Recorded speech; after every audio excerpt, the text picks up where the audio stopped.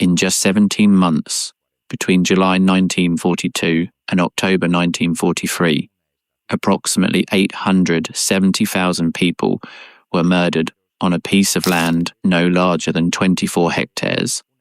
Treblinka was not just any concentration camp. It was designed with a single purpose: to kill the largest number of human beings in the shortest possible time. And the most disturbing part is that when the Nazis were finished, they tried to erase all evidence of its existence, as if those 870,000 lives had never existed. But history is not erased, and today we are going to tell it in full. Millions of people were murdered, and yet many perpetrators claim they were just following orders. Where do you draw the line between obedience and responsibility? Let's talk about it in the comments. What led the Nazi regime to build a death factory in the middle of a Polish forest? How did the extermination machinery work step by step? And how was it possible for a group of prisoners, condemned to death, to organize one of the most audacious revolts of the entire Second World War? All that and much more we will explore in this video. But first, we need to understand how it got to that point. Because Treblinka did not emerge from nothing. Treblinka was the logical and terrifying result of a chain of decisions that began long before the first train arrived at its gates. To understand Treblinka, one must go back at least a decade. One must return to the years when Adolf Hitler was still a politician on the rise. A man who had written a book in prison, where he laid out with chilling clarity what he planned to do. That book was Mein Kampf, published in 1925 and 1926 in 2 volumes. In its pages, Hitler did not hide his visceral hatred for the Jewish people.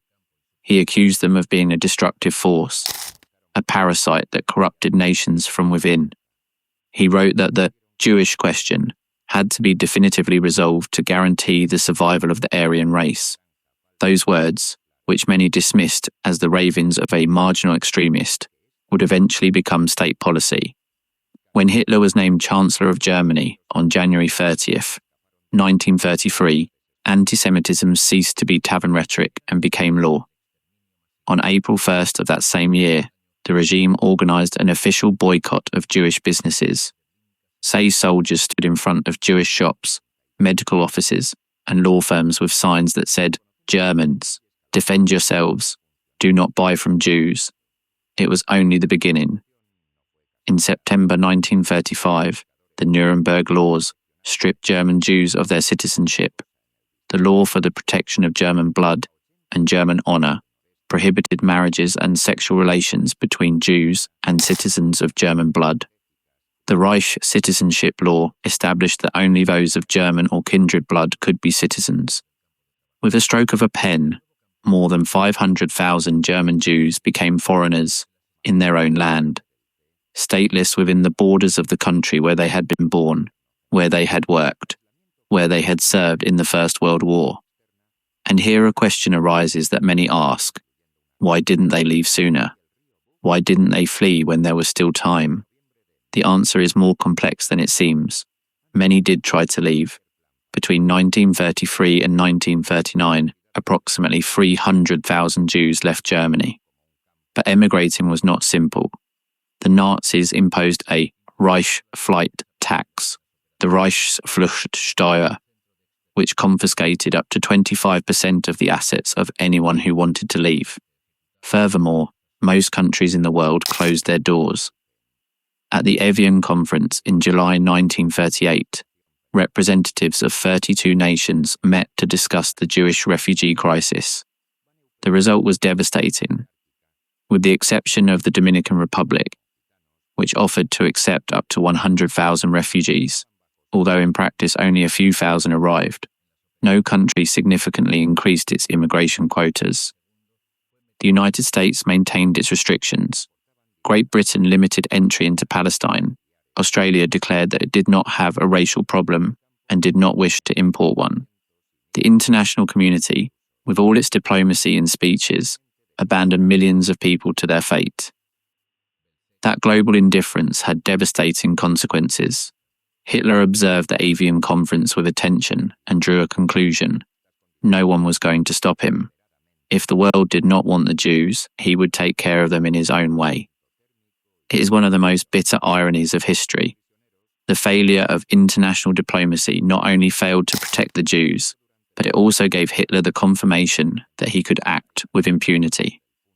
But let's return to the path that led to Treblinka, because between the Nuremberg laws and the gas chambers, there was a methodical, step-by-step escalation that transformed legal discrimination into industrial genocide.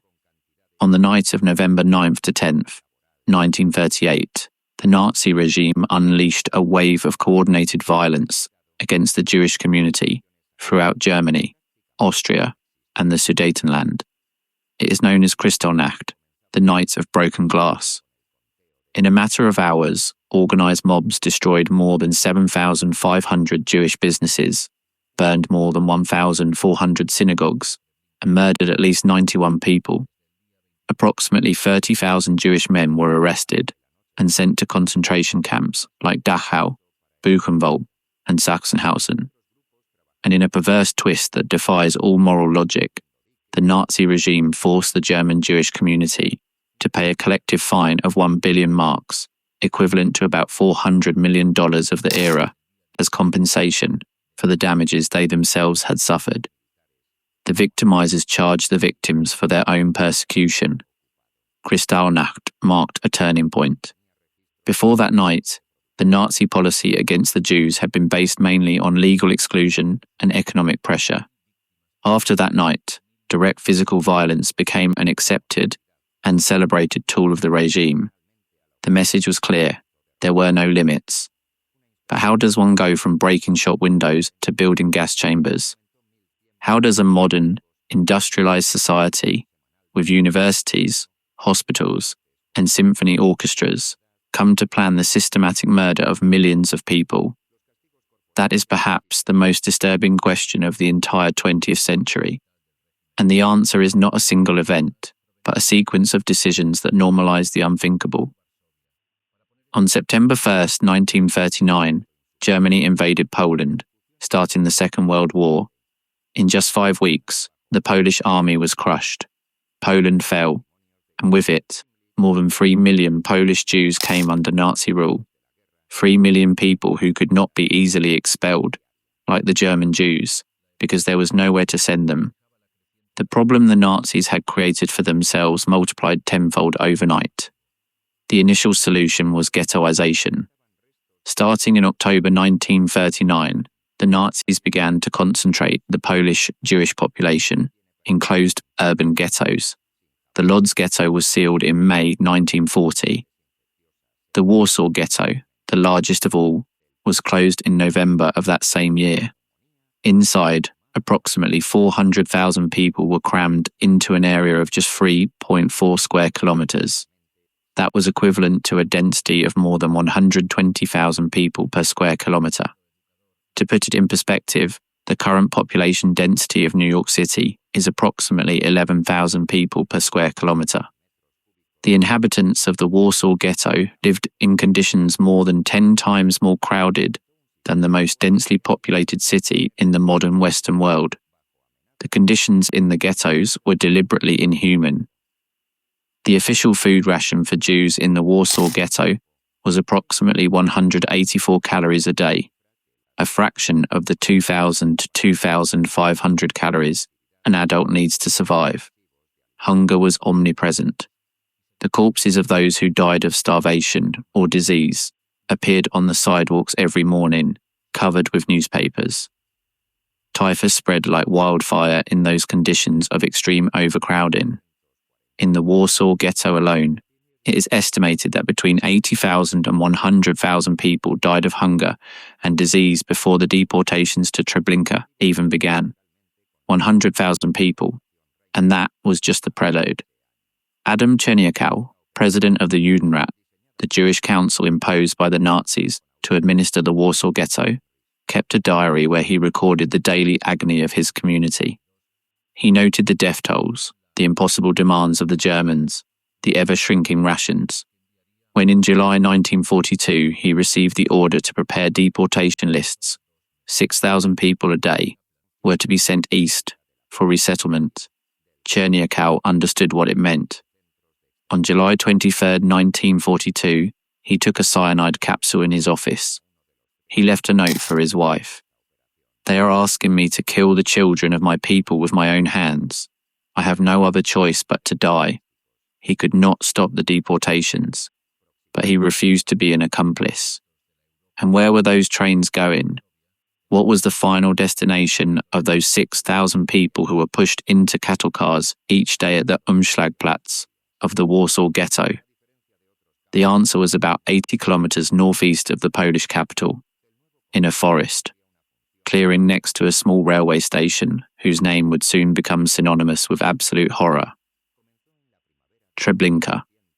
But before we get to Treblinka, we need to understand the broader context of what the Nazis called the Endlösung der Judenfrage, the final solution to the Jewish question. Because Treblinka was not an isolated event, it was a piece, the deadliest piece per unit of time, of a much larger machine. The final solution did not emerge as a perfectly designed plan from the beginning. It was the result of a progressive radicalization. Historians have debated for decades whether a direct written order from Hitler for the extermination of European Jews ever existed. No document signed by him explicitly ordering the Holocaust has been found. What is documented is a chain of directives, conferences, and actions that escalated the violence to industrial-scale mass murder. The first step towards systematic genocide was not taken against the Jews, but against people with physical and mental disabilities. The so-called T4 program, which owes its name to the address Tiergartenstrasse 4 in Berlin, where its central office was located, was authorized by Hitler in a letter backdated to September 1st, 1939, the same day the war began. Under this program, German doctors and nurses murdered approximately 70,000 people considered lives unworthy of being lived. The methods included lethal injections, deliberate starvation, and crucially, gas chambers disguised as showers. It was in the T4 program that the Nazis perfected the technique of deception and gassing that they would later apply on a massive scale in the extermination camps. The same men who operated the T4 gas chambers would later be transferred to Operation Reinhardt, the operation that created Treblinka. This connection is fundamental. It was not a coincidence. The Nazis recycled personnel, methods, and experience from the murder of disabled people to design the machinery of the Holocaust. Men like Christian Werf, Franz Stangl, and Irmfried Erbel went from supervising the death of patients in German hospitals to running extermination camps in Poland. The bureaucracy of murder had administrative continuity. Meanwhile, in the Eastern Territories, violence against Jews had reached monstrous proportions by another path. When Germany invaded the Soviet Union on June 22, 1941, under Operation Barbarossa, 4 mobile killing units, known as Einsatzgruppen, followed the regular army. Their mission was to eliminate enemies of the Reich in the conquered territories, a category that included Soviet political commissars, partisans, and increasingly explicitly, all Jews. The Einsatzgruppen carried out massacres on an unprecedented scale. At Babi Yar, a ravine on the outskirts of Kiev, Einsatzgruppe C, along with auxiliary units, murdered 33,771 Jews in just 2 days, on September 29th and 30th, 1941. The victims were forced to undress, walk to the edge of the ravine, and were shot with machine guns. The bodies fell in layers. Those who did not die from the shots were crushed by the corpses falling on them, or by the earth that was thrown on top at the end of the day. Some were buried alive. One witness described how the earth moved for days after the massacre, because half-buried people were still trying to get out. In Rumbula, near Riga, approximately 25,000 Latvian Jews were shot in just 2 days in November 1941. In Ponary, on the outskirts of Vilnius, at least 70,000 people, mostly Jews, were executed throughout the war. In total, the Einsatzgruppen and their auxiliary units murdered between 1.5 and 2 million people, the vast majority of them Jews. in the occupied Soviet territories. Very few survived the Treblinka extermination camp, and many stories were never told. Do you think it's possible to fully comprehend a tragedy when most of the voices have been silenced forever? Share your opinion below. But this method had problems, not moral problems for the perpetrators, or at least not moral problems they cared enough about, but logistical and psychological problems. Shooting thousands of people, including the elderly, women, children, and babies, face to face, day after day, took a toll even on the murderers. The commander of Einsatzgruppe D, Otto Ohlendorf, stated after the war that the mass shootings caused psychological disorders in his men.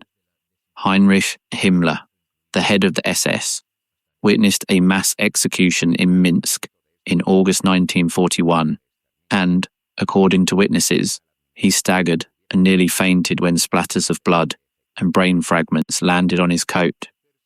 It was not compassion that Himmler felt. It was the realization that this method was not sustainable on the scale the Reich needed. More efficient and less traumatic methods were needed for the executioners. And what was the regime's response? To stop? To reconsider? No. The response was to industrialize the murder. The first experiments with gas in the context of the Holocaust were carried out in September 1941 at the Auschwitz camp, where approximately 600 Soviet prisoners of war and 250 sick prisoners were murdered with Zyklon B in the cellar of Block 11.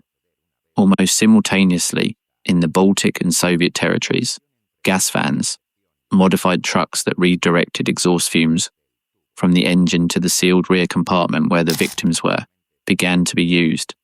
These trucks were used in Chelmno, on the banks of the Ner River in occupied Poland, which in December 1941 became the first fixed extermination camp. In Chelmno, victims were forced to board the vans with the promise that they would be transferred to labour camps. On the way, they died of asphyxiation from carbon monoxide. Approximately 152,000 people were murdered in Chelmno over the course of its operation. But gas vans also had their limitations. They were slow. Their capacity was reduced, about 50 to 70 people per trip. And the bodies arrived at the mass graves in a condition that the Nazis themselves considered unpleasant for their operators. Something bigger was needed, faster, more clean, from the bureaucratic perspective of the murderers. And this is where one of the most infamous meetings in history comes into play, the Wannsee Conference. On January 20th, 1942, 15 high-ranking officials from the Nazi government and the SS met in an elegant villa on Lake Wannsee, on the outskirts of Berlin. The meeting lasted about 90 minutes. Cognac was served. The villa had a view of the lake. It was an almost idyllic setting. And the topic of the meeting was the administrative coordination of the murder of 11 million European Jews. The conference protocol, written by Adolf Eichmann and supervised by Reinhard Heydrich, head of the Reich Main Security Office, was drafted in a calculatedly euphemistic language. There was no talk of murder, but of evacuation to the east. There was no mention of gas chambers, but of appropriate treatment. But the attendees knew exactly what was being discussed. Heydrich presented tables with the numbers of Jews in each European country, from the 5 million in the Soviet Union to the 200 in Albania. All were to be included in the final solution. The Wannsee Conference was not the moment when the Holocaust was decided. The extermination was already underway. Chelmno had been operating for a month. The Einsatzgruppen had killed hundreds of thousands. And the fundamental decision had been made sometime in the second half of 1941. What Wannsee did was coordinate and systematize. It was a logistical planning meeting, a bureaucratic committee that debated train schedules, administrative jurisdictions, and racial definitions while planning the murder of a continent of people. And who was in charge of turning these bureaucratic decisions into operational reality? One of the main figures responsible was Odilo Globoknik, the SS and police leader in the Lublin district of occupied Poland.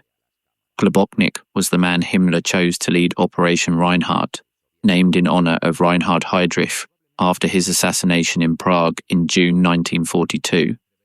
Operation Reinhardt had a clear objective: to exterminate the approximately 2 million Jews of the General Government, the area of occupied Poland that had not been directly incorporated into the Reich. To achieve this objective, 3 extermination camps were built: Belzec, Sobibor, and Treblinka. These camps were not concentration camps. They were not forced labor camps. There were no barracks for thousands of prisoners, no factories, no workshops. They were, in the most literal sense, death factories.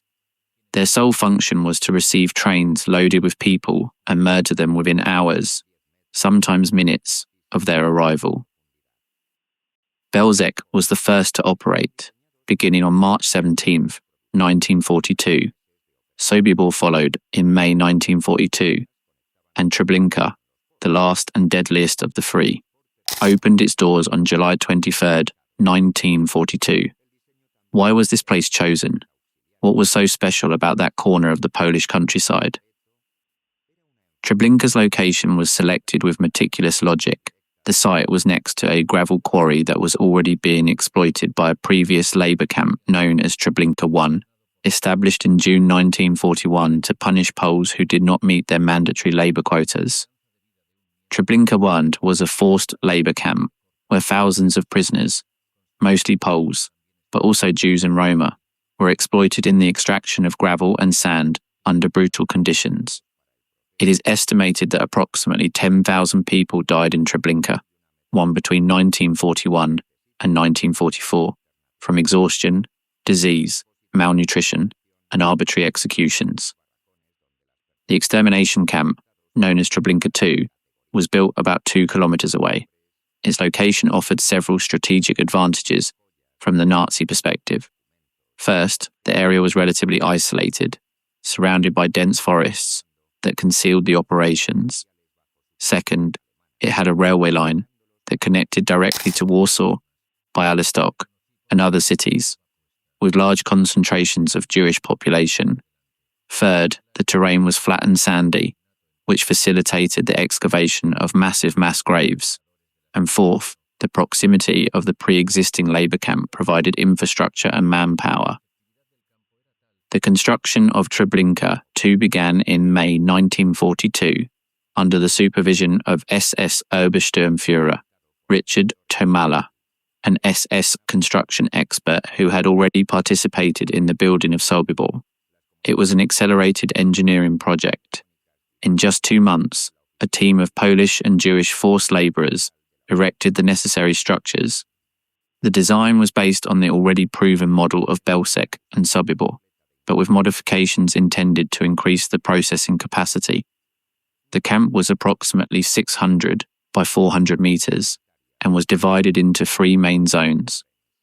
The first zone, the reception area, included the fake train station with a painted clock that always showed the same time, fake ticket windows, signs indicating connections to other railway destinations, and even an invented station name, Ob Majdanek, in some testimonies, although other survivors recall that it simply said Treblinka, but looked like a common station. Everything was designed to maintain the deception for as long as possible, for the victims to believe, until the last second, that they had arrived at a transit camp, that they were going to be disinfected and sent to work.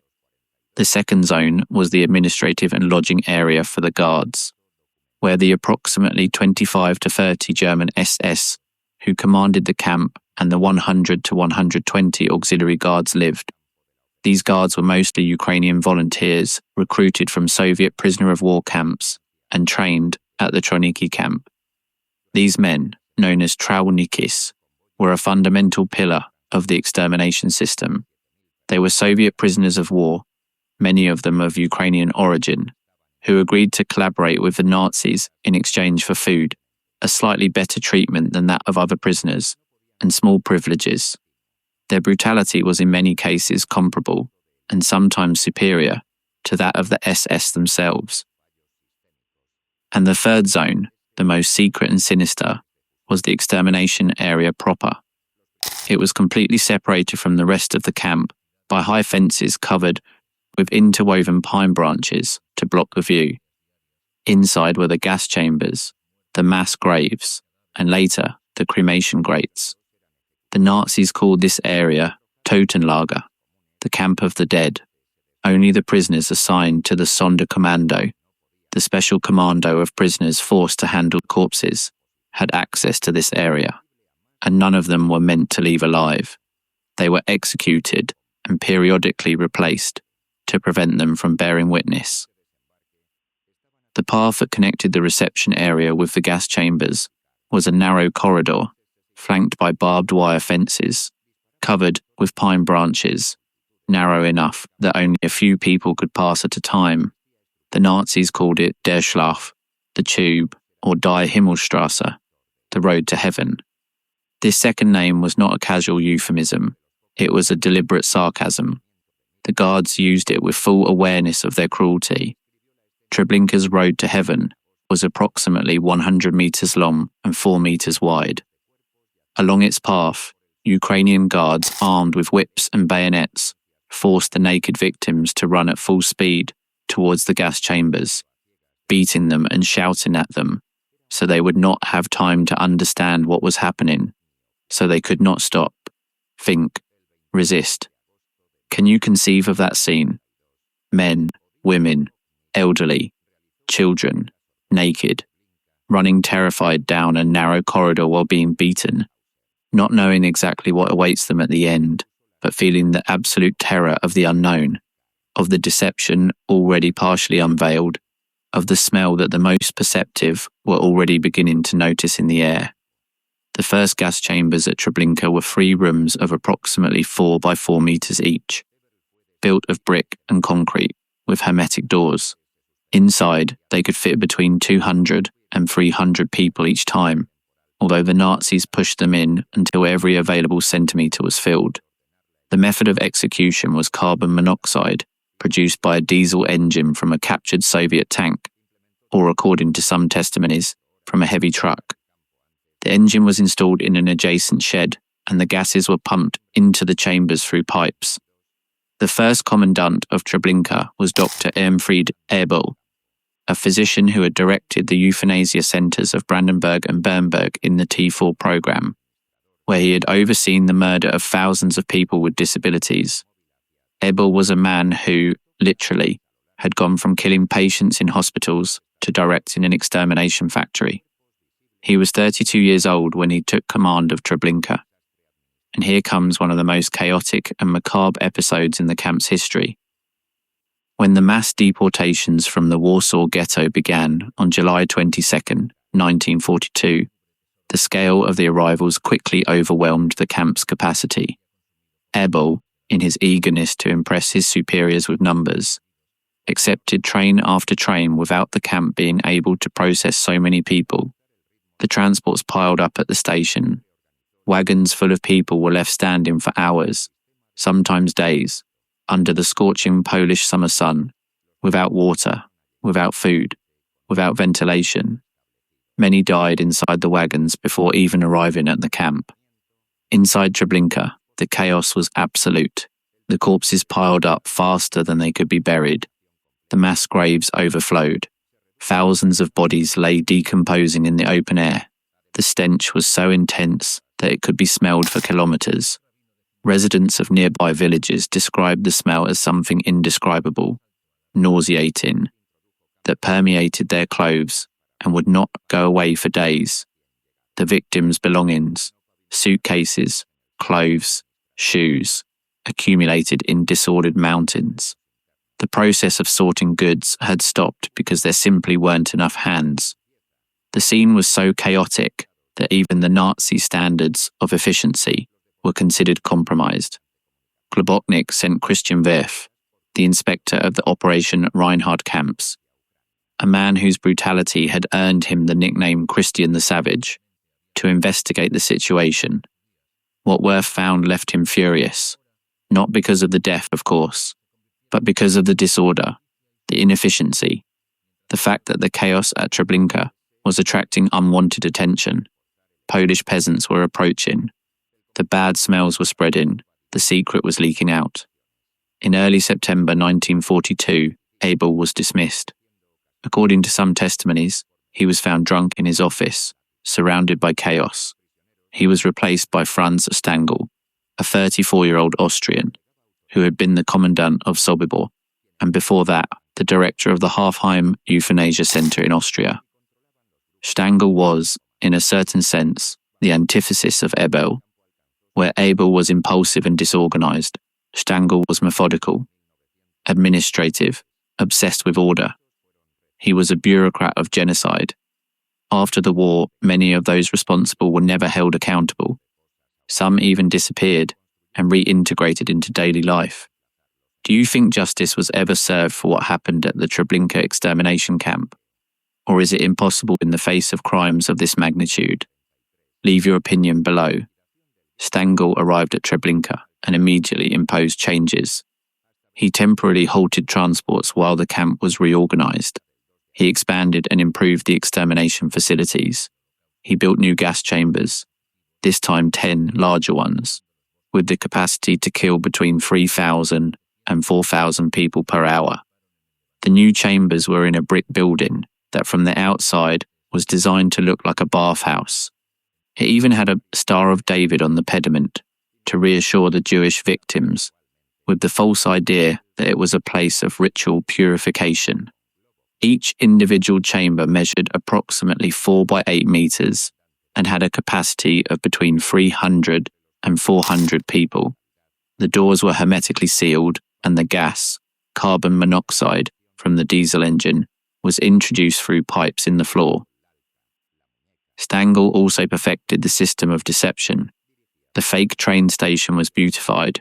Flower pots were painted. Signs were put up indicating to the Warsaw trains, to the Bialystok trains, cashier, waiting room. A fake wooden clock with painted hands completed the illusion. Everything was designed so that the victims, exhausted and terrified after days of overcrowding in cattle cars, would believe they had arrived at a transit camp and would soon be sent to work destinations. The extermination process was refined into a chilling mechanical routine. When a train arrived at Treblinka, only 20 wagons at a time were brought onto the camp's ramp. The line did not have capacity for more. The rest waited on a siding nearby. The wagons were opened and the prisoners were ordered to get off. Immediately, an SS or a Ukrainian guard would give them a welcome speech, informing them that they had arrived at a transit camp, that they would be disinfected and receive clean clothes before being assigned to work in the east. They were asked to hand over all their valuables for safekeeping. They were ordered to undress. The men were separated from the women and children. The women's hair was cut in a special barrack. The hair was collected, packed, and sent to Germany to make industrial felt, socks for submarine crews, ropes, and mattress stuffing. Then naked, they were pushed through the tube to the gas chambers. The entire process, from the arrival of the train to the death of all its passengers, could be completed in 2 to 3 hours.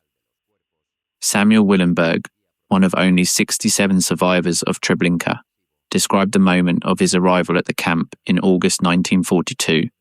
He was 19. He recalled how, as the new prisoners were getting off the wagons, a man he didn't recognize approached him and whispered quickly, "You're a bricklayer. Tell them you're a bricklayer." Willenberg didn't understand. He wasn't a bricklayer. But something in the urgency of that whisper made him listen. When an SS asked him his profession, he said bricklayer. He was separated from the main group and sent to the Sonderkommando, the group of prisoners forced to work in the camp. That whisper from a stranger saved his life. The other passengers from his transport, including his entire family, were murdered in the gas chambers that same afternoon. Who was that man who whispered to him? Willenberg never knew for sure. He was probably another Sonderkommando prisoner who, risking his own life, tried to save at least one person, because the members of the Sonderkommando knew. They knew exactly what was happening in the camp. They knew that every person who entered through those gates, every old man, every mother, every child, except for the handful selected for slave labour, would be murdered in a matter of hours. They lived with that knowledge. They slept with that knowledge. They worked every day moving corpses, extracting gold teeth, sorting the belongings of the dead, knowing that any day they themselves would be executed and replaced. How does one psychologically survive that?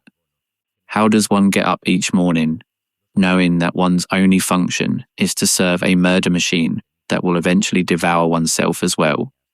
Some could not bear it.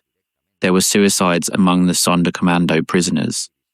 Others clung to the slightest hope, to the idea that as long as they were alive, there was a possibility, however remote, of escape. And others began, in secret, to plan something that seemed impossible.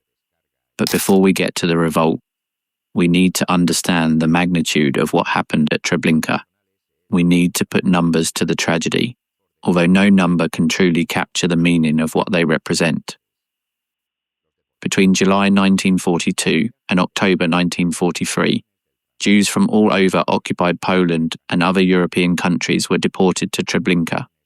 The vast majority came from the Warsaw Ghetto between July the 22nd and September 21st, 1942, during the so-called Great Action. Approximately 265,000 Jews from the Warsaw Ghetto were deported to Treblinka and murdered in just 2 months.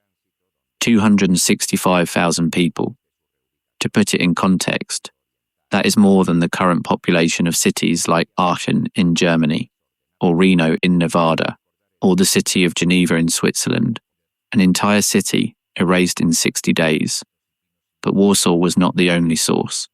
Transports also came from the ghettos of Radom, Częstochowa, Kielce, Lublin, Białystok, Grodno, and dozens of smaller towns and villages. In addition, in 1943, Jews from outside Poland were deported to Treblinka.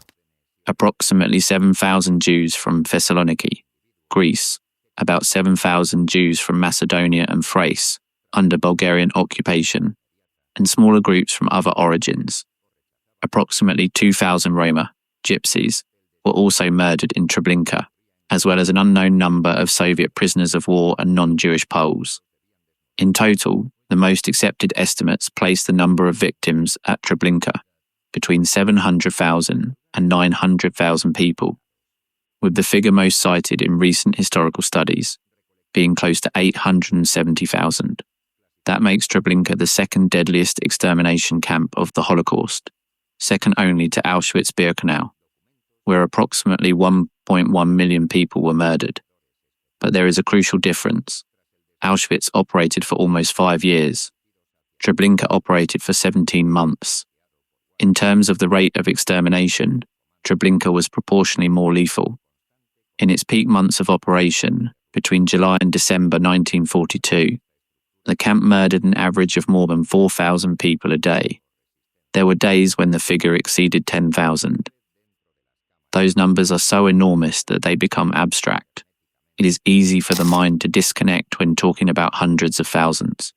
But each of those numbers was a person with a name, with a family, with memories, with fears, with hopes. It was a grandfather who told stories to his grandchildren. It was a mother who had spent the previous night trying to calm her baby in a cattle car. It was a child who was still clinging to a stuffed toy when he was pushed into the tube. It was a violinist, a baker, a rabbi, a teacher, a doctor, a student who dreamed of being a poet. Every single one. Jankel Wiernik was one of the few prisoners who survived the Totenlager, the extermination zone. He was a carpenter, and he was forced to build the new, expanded gas chambers. He himself raised the walls of the building where tens of thousands of people would be murdered. After escaping during the revolt of August 1943, he wrote a testimony titled A Year in Treblinka, published clandestinely in Warsaw in 1944, one of the first accounts of an extermination camp to reach the world. In its pages, he described scenes that defy human comprehension. Wiernik wrote about how mothers entered the gas chambers embracing their children, and how, when the doors were opened after the gassing, the bodies were so tightly packed that they remained standing, like statues. even in death. He described how the members of the Sonderkommando had to tear the corpses away from each other because the victims' hands had clung to the bodies of their loved ones with a force that only rigor mortis can explain. He described how he recognized people he knew from the Warsaw Ghetto among the corpses. He described the color of the bodies after the gas, the smell, the sounds that were heard through the walls as the victims were dying. It is difficult to continue, it is difficult to write these words, and it is difficult to read them, but it is necessary. Because history demands that we look head-on at what happened, because to forget is the second death of the victims, and because understanding how it was possible is the only way to try to prevent it from happening again. And what was the world doing while all this was happening? Did the Allies know what was happening in Treblinka, in Sobibor, in Belzec, in Auschwitz? The answer is yes. They knew. Not all the details, not the exact scale, but they knew enough. As early as June 1942, the London newspaper The Daily Telegraph published a note based on reports from the Polish government in exile that spoke of the murder of 700,000 Jews in Poland. In November 1942, Rabbi Stephen Wise, leader of the World Jewish Congress in the United States, publicly confirmed reports of mass extermination. On December 17, 1942, the Allied governments issued a joint declaration condemning Germany's bestial policy of cold-blooded extermination against the Jews. The declaration was read in the British House of Commons by Anthony Eden and was met with a minute of silence. And what came after? Afterwards, nothing. There were no bombings of the railway lines leading to the camps. There were no rescue operations. There was no mass opening of borders to refugees. The declaration of December 17th was a diplomatic gesture, symbolically important, but empty in operational terms. The trains kept arriving at Treblinka. Jan Karski, an officer of the Polish resistance, was one of the bravest men of the war. In 1942, he infiltrated the Warsaw Ghetto and a transit camp, probably Izbica Lubelska, although Belzec is sometimes mentioned, in disguise to see with his own eyes what was happening. He then travelled clandestinely across occupied Europe to London and Washington, where he met with politicians, journalists, and Allied leaders, including President Franklin D. Roosevelt in July 1943. He told them what he had seen. He described the deportations, the conditions in the ghetto, the mass death. Roosevelt listened to him for over an hour. He asked him questions about the situation of horses in Poland. Yes, he asked him about the horses. Karski recalled after the war that when his meeting with Roosevelt ended, he was left with the impression that the president had been cordial, attentive, but fundamentally indifferent to the fate of the European Jews. He received me as if I were an actor in a suspense film, Karski said in an interview decades later. He was interested in the story. He was not interested in the people. That indifference, or impotence, or geopolitical calculation, depending on how you interpret it, had a cost measured in human lives. Lives that might have been saved if the train tracks had been bombed, if the camps had been attacked, if the borders had been opened. It is a debate that historians continue to this day, and it has no easy answers. But the fact remains, while the Allies knew, the trains kept coming. Let's go back to Treblinka, because inside that hell, something extraordinary was brewing. Over the months of the camp's operation, a group of Sonderkommando prisoners began to secretly conspire to organize a revolt. They knew they were doomed. They knew the Nazis would eventually execute and replace them, as they had done several times with their predecessors. They knew the probability of success was minimal, but they preferred to die fighting than to die in a gas chamber. The organizing committee of the revolt was formed gradually. It included Jews from various backgrounds, veterans of the Polish army, former officers, workers, intellectuals. Among the leaders were Dr. Julian Czorozicki, a former captain of the Polish army who was the camp doctor, and Zelo Bloch, a Czechoslovakian Jew. Czorozicki was discovered by a Ukrainian guard in April 1943 while hiding money intended to buy weapons. To avoid being tortured and forced to reveal the names of the conspirators, he ingested poison and died before the guard's eyes. His sacrifice protected the clandestine organization. After Horoziki's death, the leadership passed to a broader committee that included Zilo Bloch, Rudek Lubranitsky, Markeli Galevsky, the chief of the prisoner group, an engineer from Lodz, and others. The planning was meticulous. The prisoners who worked in the camp's armory, cleaning and maintaining the guards' weapons, managed to duplicate a key to the weapons storeroom. The plan was to seize the weapons from the armory, set fire to the camp, and escape to the surrounding forests to join the partisans.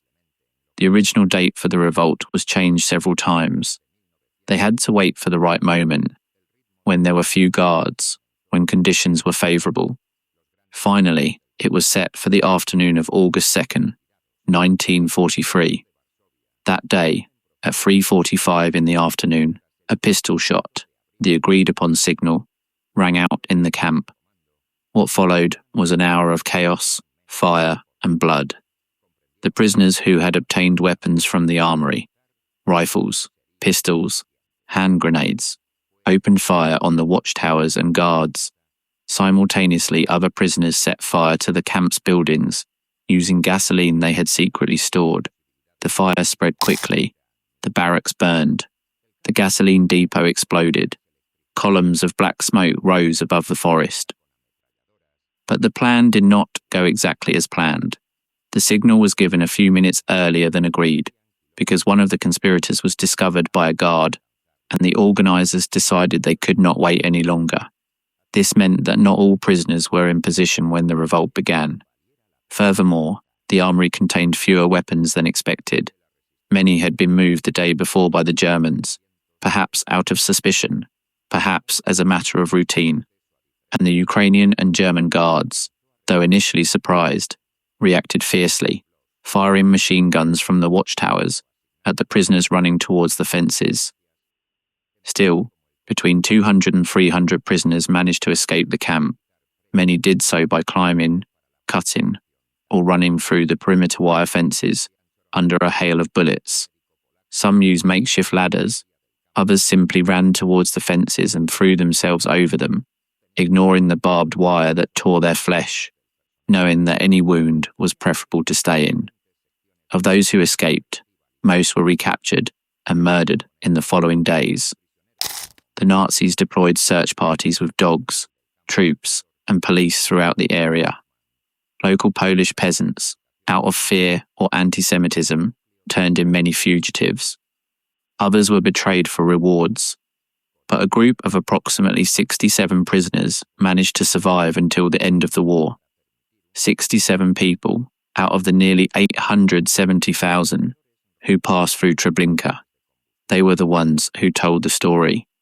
Without their testimony, the world might never have known the details of what happened there. Samuel Willenberg, whom we mentioned before, was one of those 67. Chill Reichman, another survivor, wrote a harrowing testimony published decades later under the title The Last Jew of Treblinka. Richard Glazer, a Czech Jew, wrote Trap with a Green Fence, a detailed account of daily life in the camp and the revolt. Jankiel Wiernik, the carpenter who built the gas chambers with his own hands, published his testimony in 1944 while still living in hiding in Warsaw. These testimonies, along with the statements of former guards and commandants captured after the war, form the basis of what we know today about Treblinka. Because the Nazis, true to their plan to erase the evidence, meticulously destroyed the camp.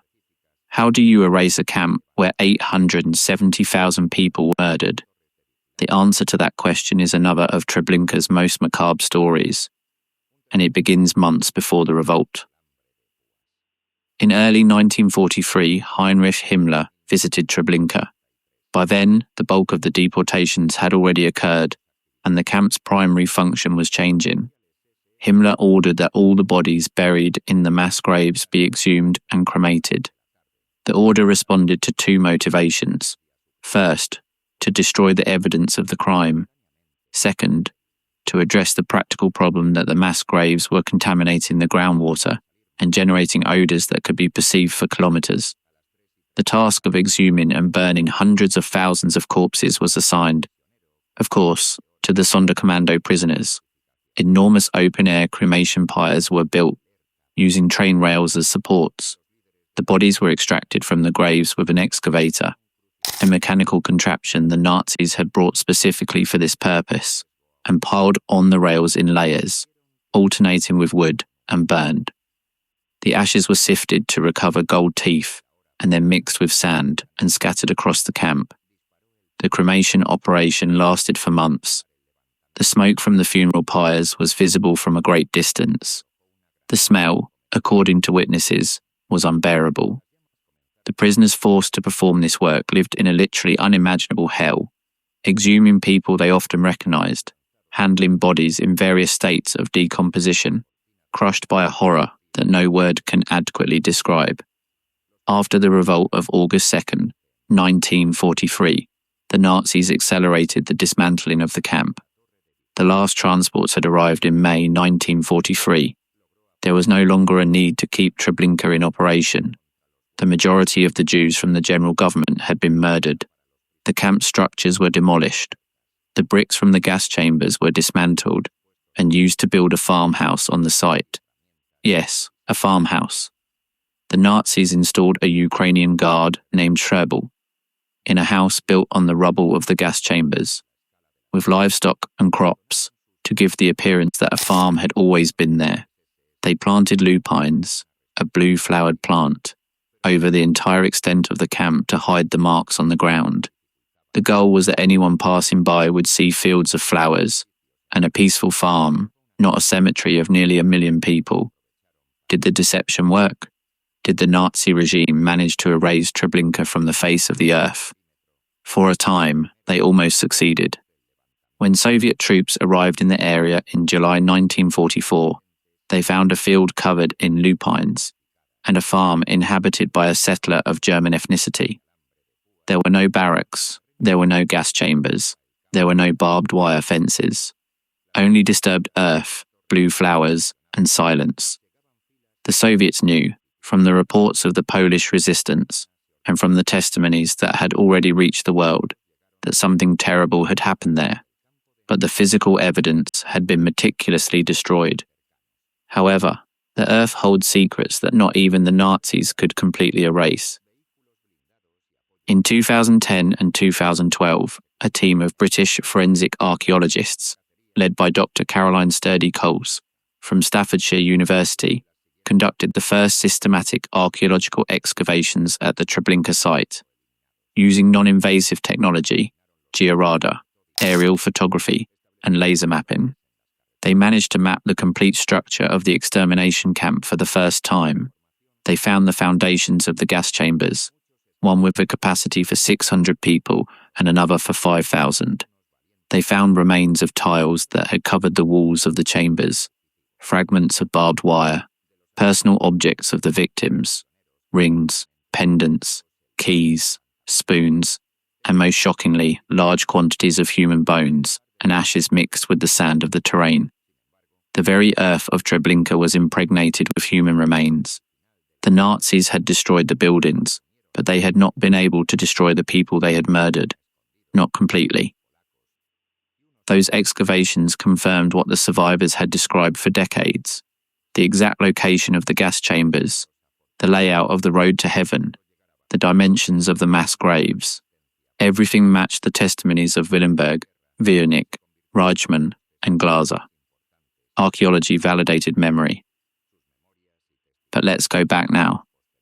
Let's go back inside the camp, to the life, if it can be called that, of the prisoners who were temporarily kept alive to make the death machinery function.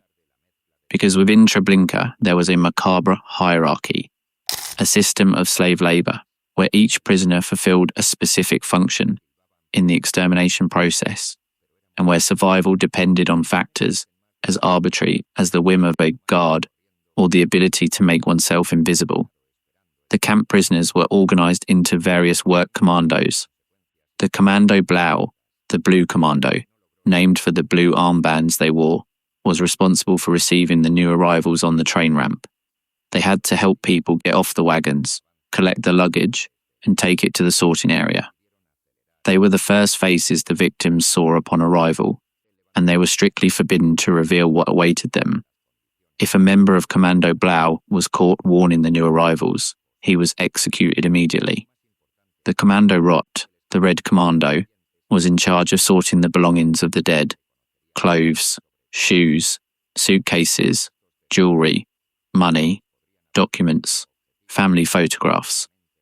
Everything was separated, packed, and sent to Germany for the benefit of the Reich. The Nazis called this loot goods of the people, or, with their usual bureaucratic cynicism, classified them under the Action Reinhardt operation as economic assets. It is estimated that the total value of the goods confiscated from the victims of the three Operation Reinhardt camps, Treblinka, Sobibor, and Belzec, amounted to millions of Reich marks. There was a commando of hairdressers, men forced to cut the hair of the women before they entered the gas chambers. Abraham Bomber, a barber from Jostochwa who survived Treblinka, gave one of the most harrowing testimonies in history.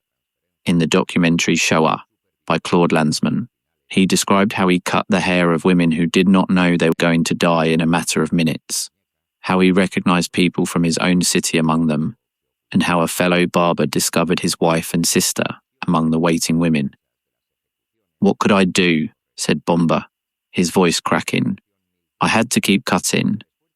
And then there was the Sonderkommando of the Totenlager, the group of prisoners confined to the extermination zone, the men who had to extract the corpses from the gas chambers, check their mouths to pull out gold teeth, transport the bodies to the mass graves, and later to the cremation pyres.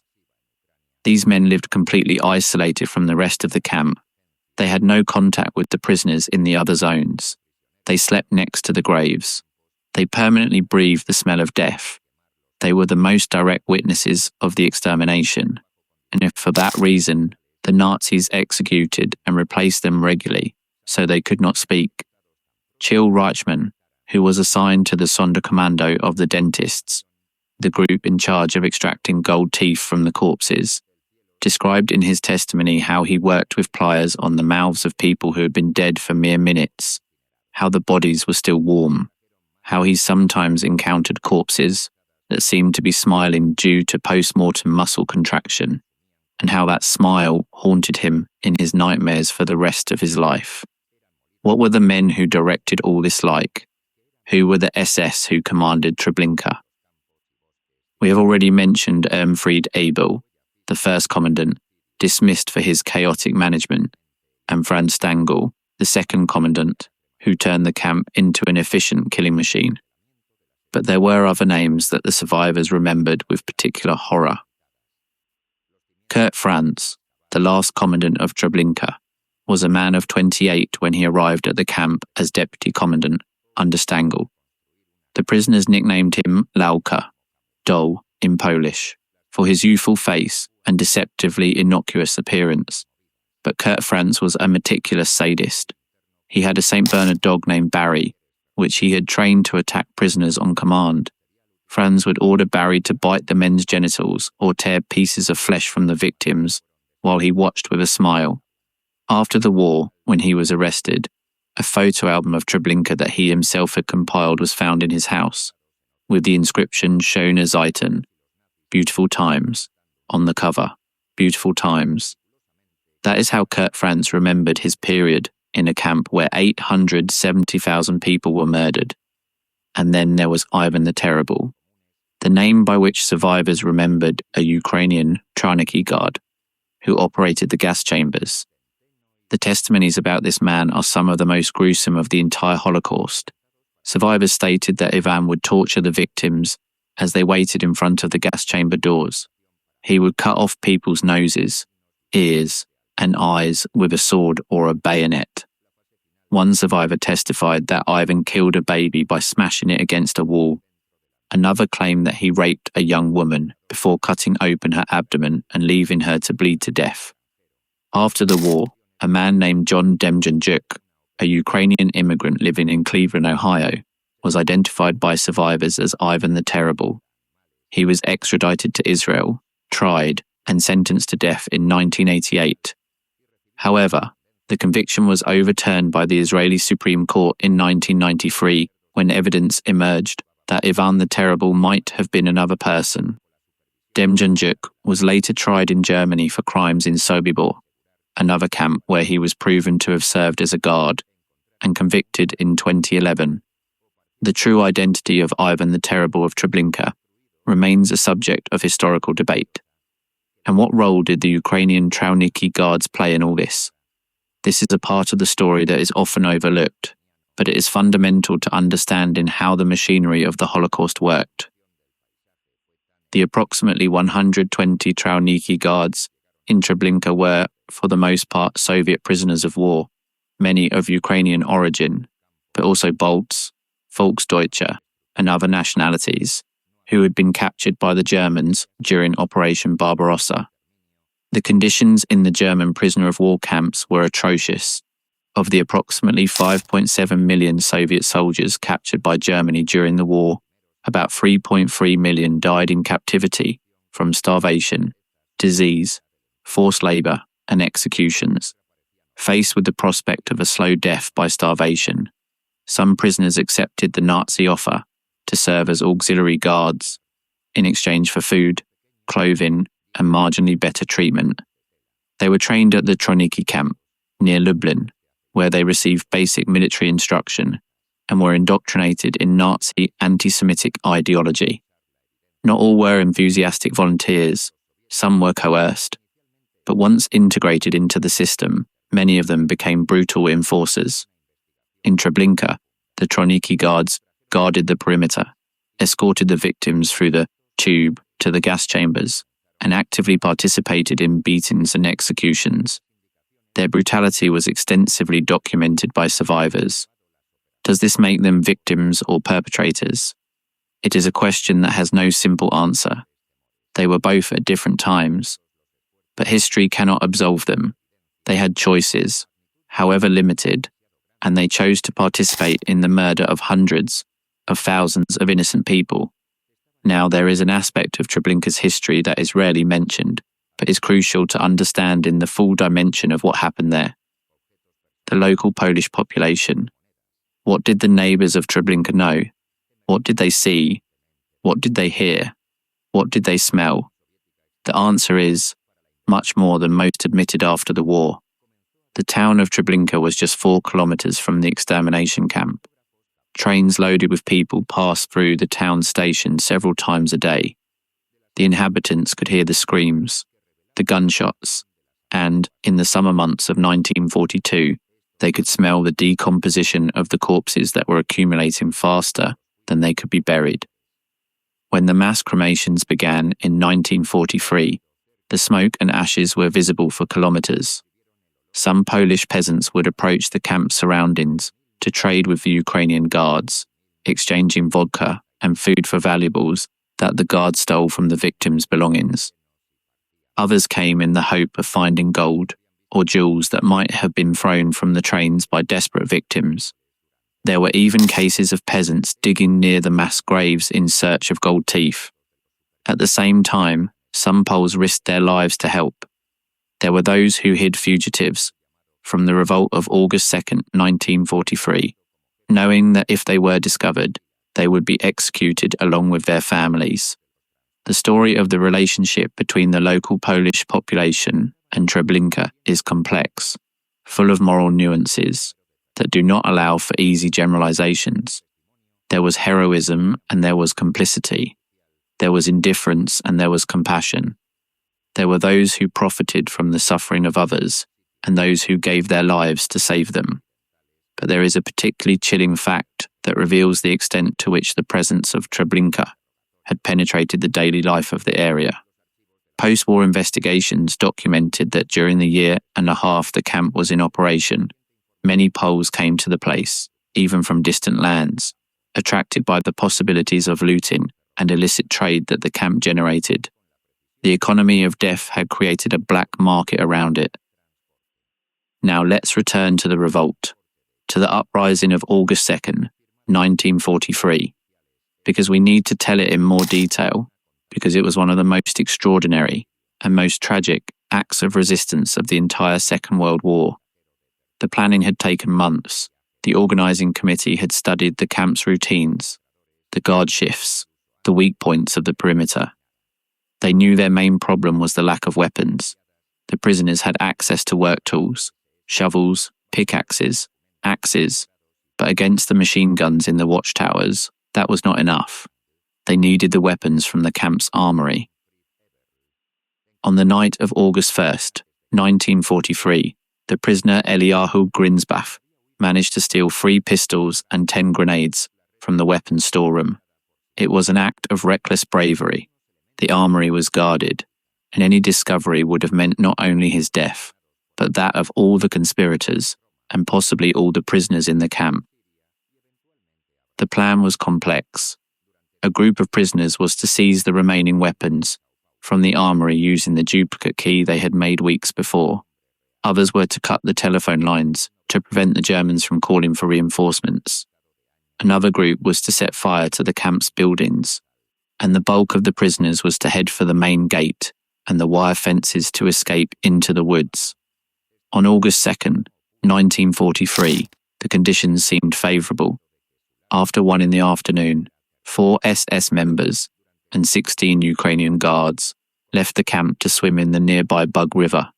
This significantly reduced the guard force. The organisers decided it was time. But then something happened that nearly ruined everything. At 3:30 in the afternoon, the prisoners saw SS officer Kurt Kuttner enter the barrack wearing an informer. A snitch the Nazis had infiltrated among the prisoners was housed. They feared the conspiracy had been discovered. They feared that in a matter of minutes, the Nazis would come for them. They could not wait any longer. When Kuttner came out of the barrack, a prisoner shot him. Immediately after, the first grenade exploded. It was the signal. It was a few minutes before 4 in the afternoon. What followed was a whirlwind of violence, fire, and desperation. The prisoners who had managed to get armed opened fire on the watchtowers. Others ran to the gasoline depot and set it on fire. The explosion was enormous. The flames spread to the barracks, to the sorting area, to the clothing warehouses. In a matter of minutes, Treblinka was burning. But the plans to cut the telephone lines had not been completed. The Germans managed to communicate with nearby military units and call for reinforcements. Meanwhile, the guards who remained in the camp, about 25 Germans and 60 Tronicky guards, opened fire with machine guns from the positions they still controlled. The prisoners broke through the main gate and fled in all directions, hundreds of men running in the open, under machine gun fire, towards the woods surrounding the camp. Many fell before reaching the fences. Others were hit as they climbed the fences. Others managed to cross and enter the forest, only to be hunted down in the following days by the search parties that the Nazis organised with dogs, regular troops, and local police. The revolt lasted just 11 minutes in its most intense phase, 11 minutes that cost the lives of 1,100 prisoners, but also the lives of 117 SS and Ukrainian guards who were killed. And most importantly, approximately 200 prisoners managed to escape from the camp. Of them, according to different sources, between 54 and 67 survived until the end of the war. Was the Treblinka revolt a success? It depends on how you measure it. If measured by the number of prisoners who managed to escape and survive, it was a limited success. The vast majority of those who tried to flee were murdered. But if measured by its other objectives, the revolt achieved something extraordinary. The fires caused severe damage to the camp's facilities. And crucially, the revolt guaranteed that there would be survivors who could tell the world what had happened in Treblinka. That was, from the beginning, one of the fundamental objectives of the organisers, that someone would survive to bear witness. As Yankel Viernik wrote, "We decided that not all of us would die in silence, and they did not die in silence. Their testimonies became some of the most important evidence in the post-war trials against Nazi criminals. And what happened to the commanders and guards of Treblinka after the war?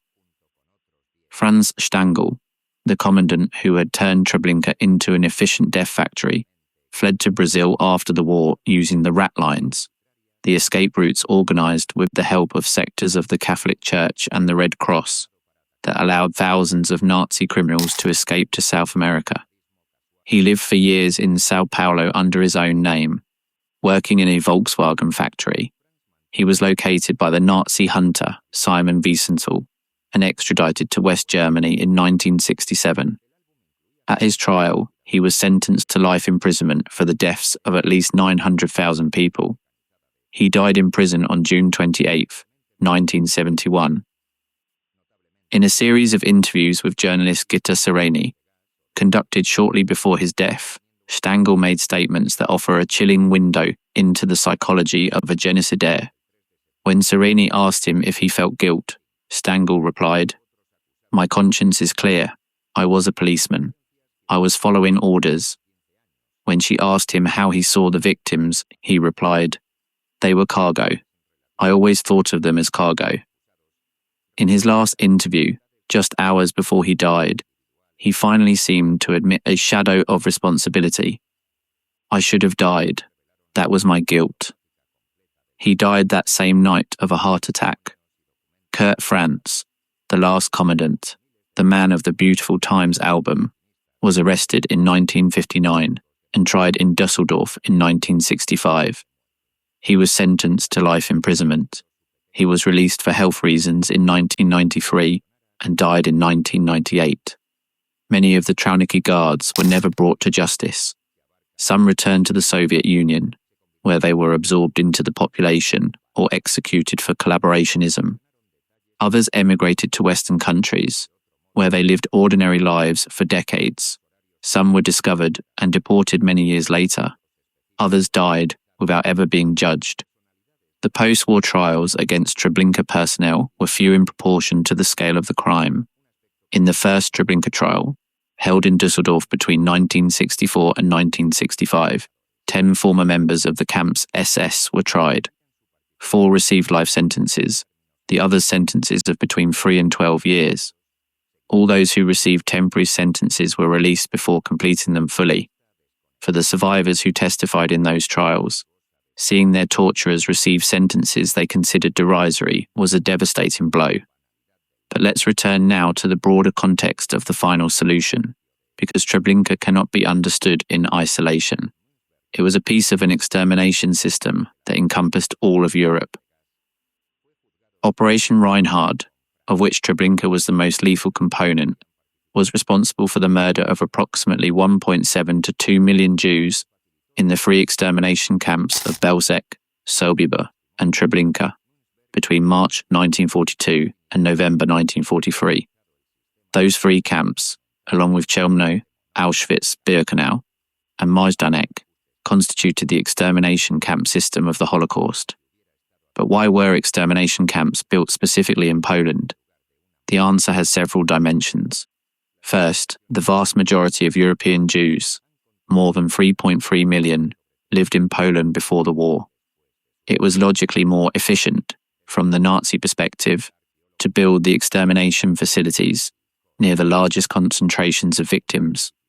Second, occupied Poland was outside the territory of the Reich proper, which facilitated secrecy. The camps were far from the eyes of the German public. Third, the Polish railway infrastructure allowed for the mass transport of victims. And fourth, the presence of a local population that in many cases harboured its own anti-Semitism reduced the risk of the civilian population actively interfering with the operations. Operation Reinhard was officially closed on October 19, 1943, by a letter from Odilo Globotnik. The following day, a large group of Jews from the Arbeitskommando, the work commando that had been forced to dismantle the camp structures in the preceding weeks, was put on a train and taken, via Siedlce and Chelm, to Sobibor to be gassed. The last witnesses were eliminated, or so the Nazis believed, because they could not eliminate them all. There were the 54 to 67 survivors of the revolt. There were the testimonies that had already reached the outside world through the Polish resistance. There were the reports of the Polish government in exile, and there was the evidence that the earth itself refused to hide. And what happened to the Treblinka site after the war? In the post-war period, the Polish government purchased most of the land where the extermination camp was located. Between 1959 and 1962, a large stone monument was built on the site. The monument consists of 17,000 granite stones of different sizes, scattered across the terrain as if they were tombstones, representing the cities, towns, and communities whose population was murdered in Treblinka. In the centre stands a large rock 8 meters high, with a crack that splits it in half, symbolising the suffering. In 1964, Treblinka was declared a national monument of Jewish martyrdom in a ceremony held at the site of the former gas chambers. Today, anyone who visits Treblinka will find a hauntingly silent place. There are no buildings, there are no barracks, there are no gas chambers, only the stones, the trees, and a silence that weighs like lead. It is a cemetery without individual graves, because the ashes of almost 1 million people are mixed with the earth underfoot. And what can we learn from Treblinka? We can learn that absolute evil does not require supernatural monsters to manifest itself. The men who designed, built, and operated Treblinka were human beings, bureaucrats, engineers, doctors, policemen, farmers, men who before the war had families, hobbies, neighbours, men who became mass murderers, not because of an innate and inexplicable evil, but through a combination of ideology, obedience, ambition, cowardice, indifference, and the gradual dehumanization of their victims. As Hannah Arendt wrote observing the trial of Adolf Eichmann, The Banality of Evil, we can learn that dehumanization begins with words. Before the Nazis killed a single Jew, they called them parasites, rats, subhumans. The language that strips people of their humanity is always the first step towards violence. Always. We can learn that the world's indifference has a price measured in human lives. The Evian Conference, the failure to bomb the railway lines, the refusal to open borders to refugees, each of those decisions, or absences of decision, contributed to the catastrophe. And we can learn that even in the most desperate circumstances, the human spirit is capable of resistance.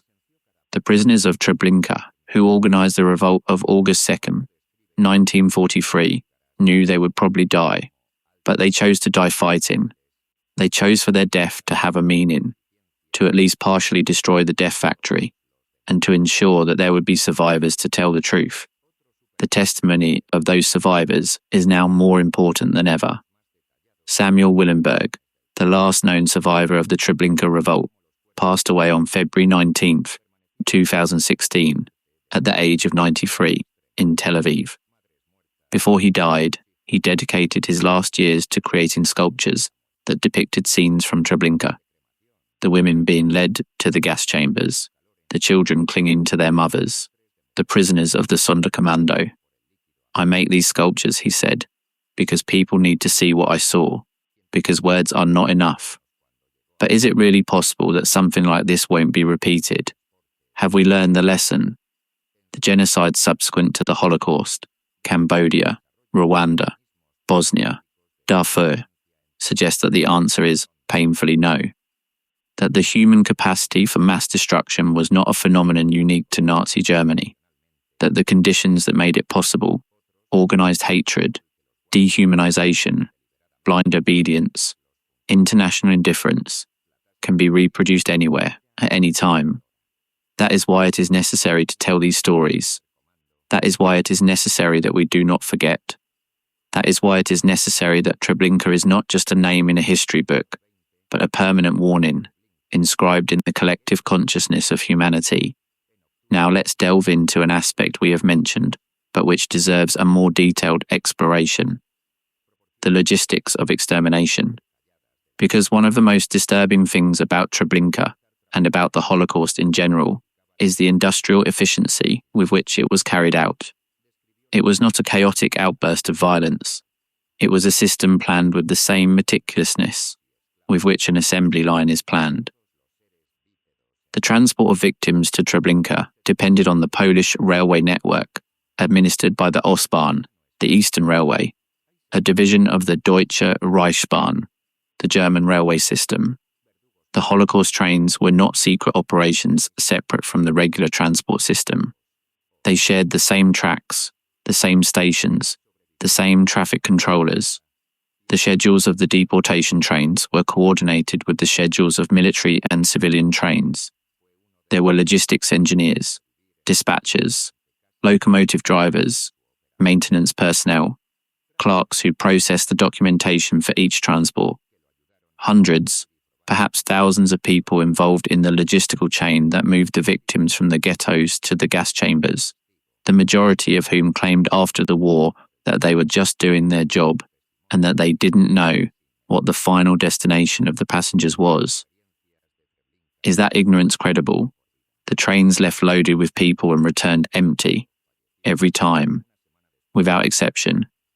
The locomotive drivers who arrived at the Treblinka station could see the smoke, smell the odour. The traffic controllers who processed the schedules knew that the trains were going to a destination from which no one returned. The chain of complicity extended far beyond the camp guards. Each deportation train to Treblinka typically transported between 4,000 and 7,000 people in 50 to 60 cattle cars. The cars were designed to transport 8 horses or 40 soldiers. The Nazis packed between 80 and 100 people into each car. There was no room to sit. There was no ventilation beyond a small opening covered with barbed wire. There was no water. There were no sanitary facilities. Sometimes, the Nazis would place a bucket in a corner of the car as a latrine. In summer, the temperatures inside the cars could exceed 50 degrees Celsius. In winter, they fell below zero. The journeys lasted hours, sometimes days. The trains were frequently stopped to give priority to military traffic. During these waits, the people inside the cars died of thirst, of heat, of suffocation, of crushing. When the cars were finally opened on the Treblinka ramp, the survivors described how bodies of people who had died during the journey fell onto the platform along with the living. Elderly people who had succumbed to the heat, babies who had been accidentally suffocated by their mothers in the desperation of the overcrowding, people who had committed suicide by cutting their veins during the journey.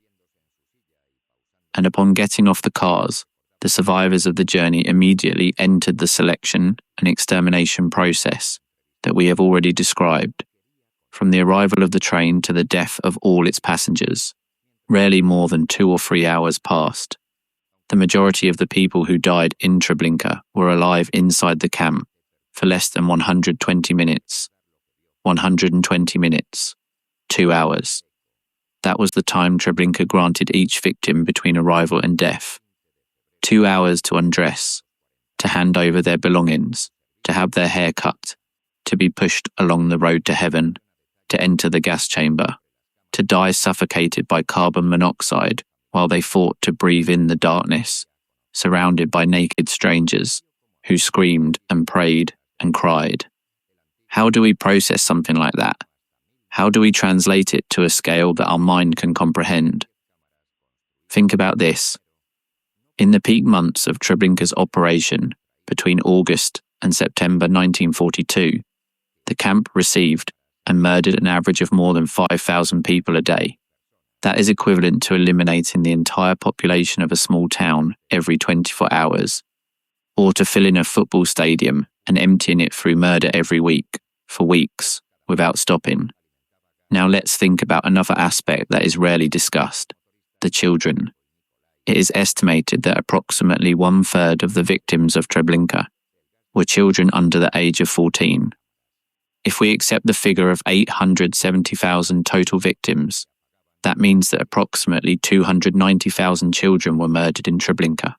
290,000 children, babies, small children, children who had started school, adolescents, all murdered in the gas chambers with their mothers, because the Nazis had decided that they had no right to exist.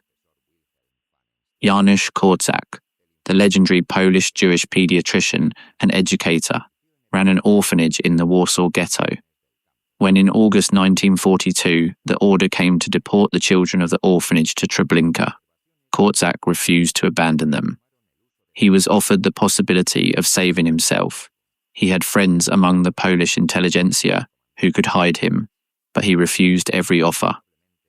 On August 5, 1942, he marched to the Umschlagplatz, the deportation square, at the head of his 192 children, who walked in orderly rows, clean, holding small banners and their favourite toy.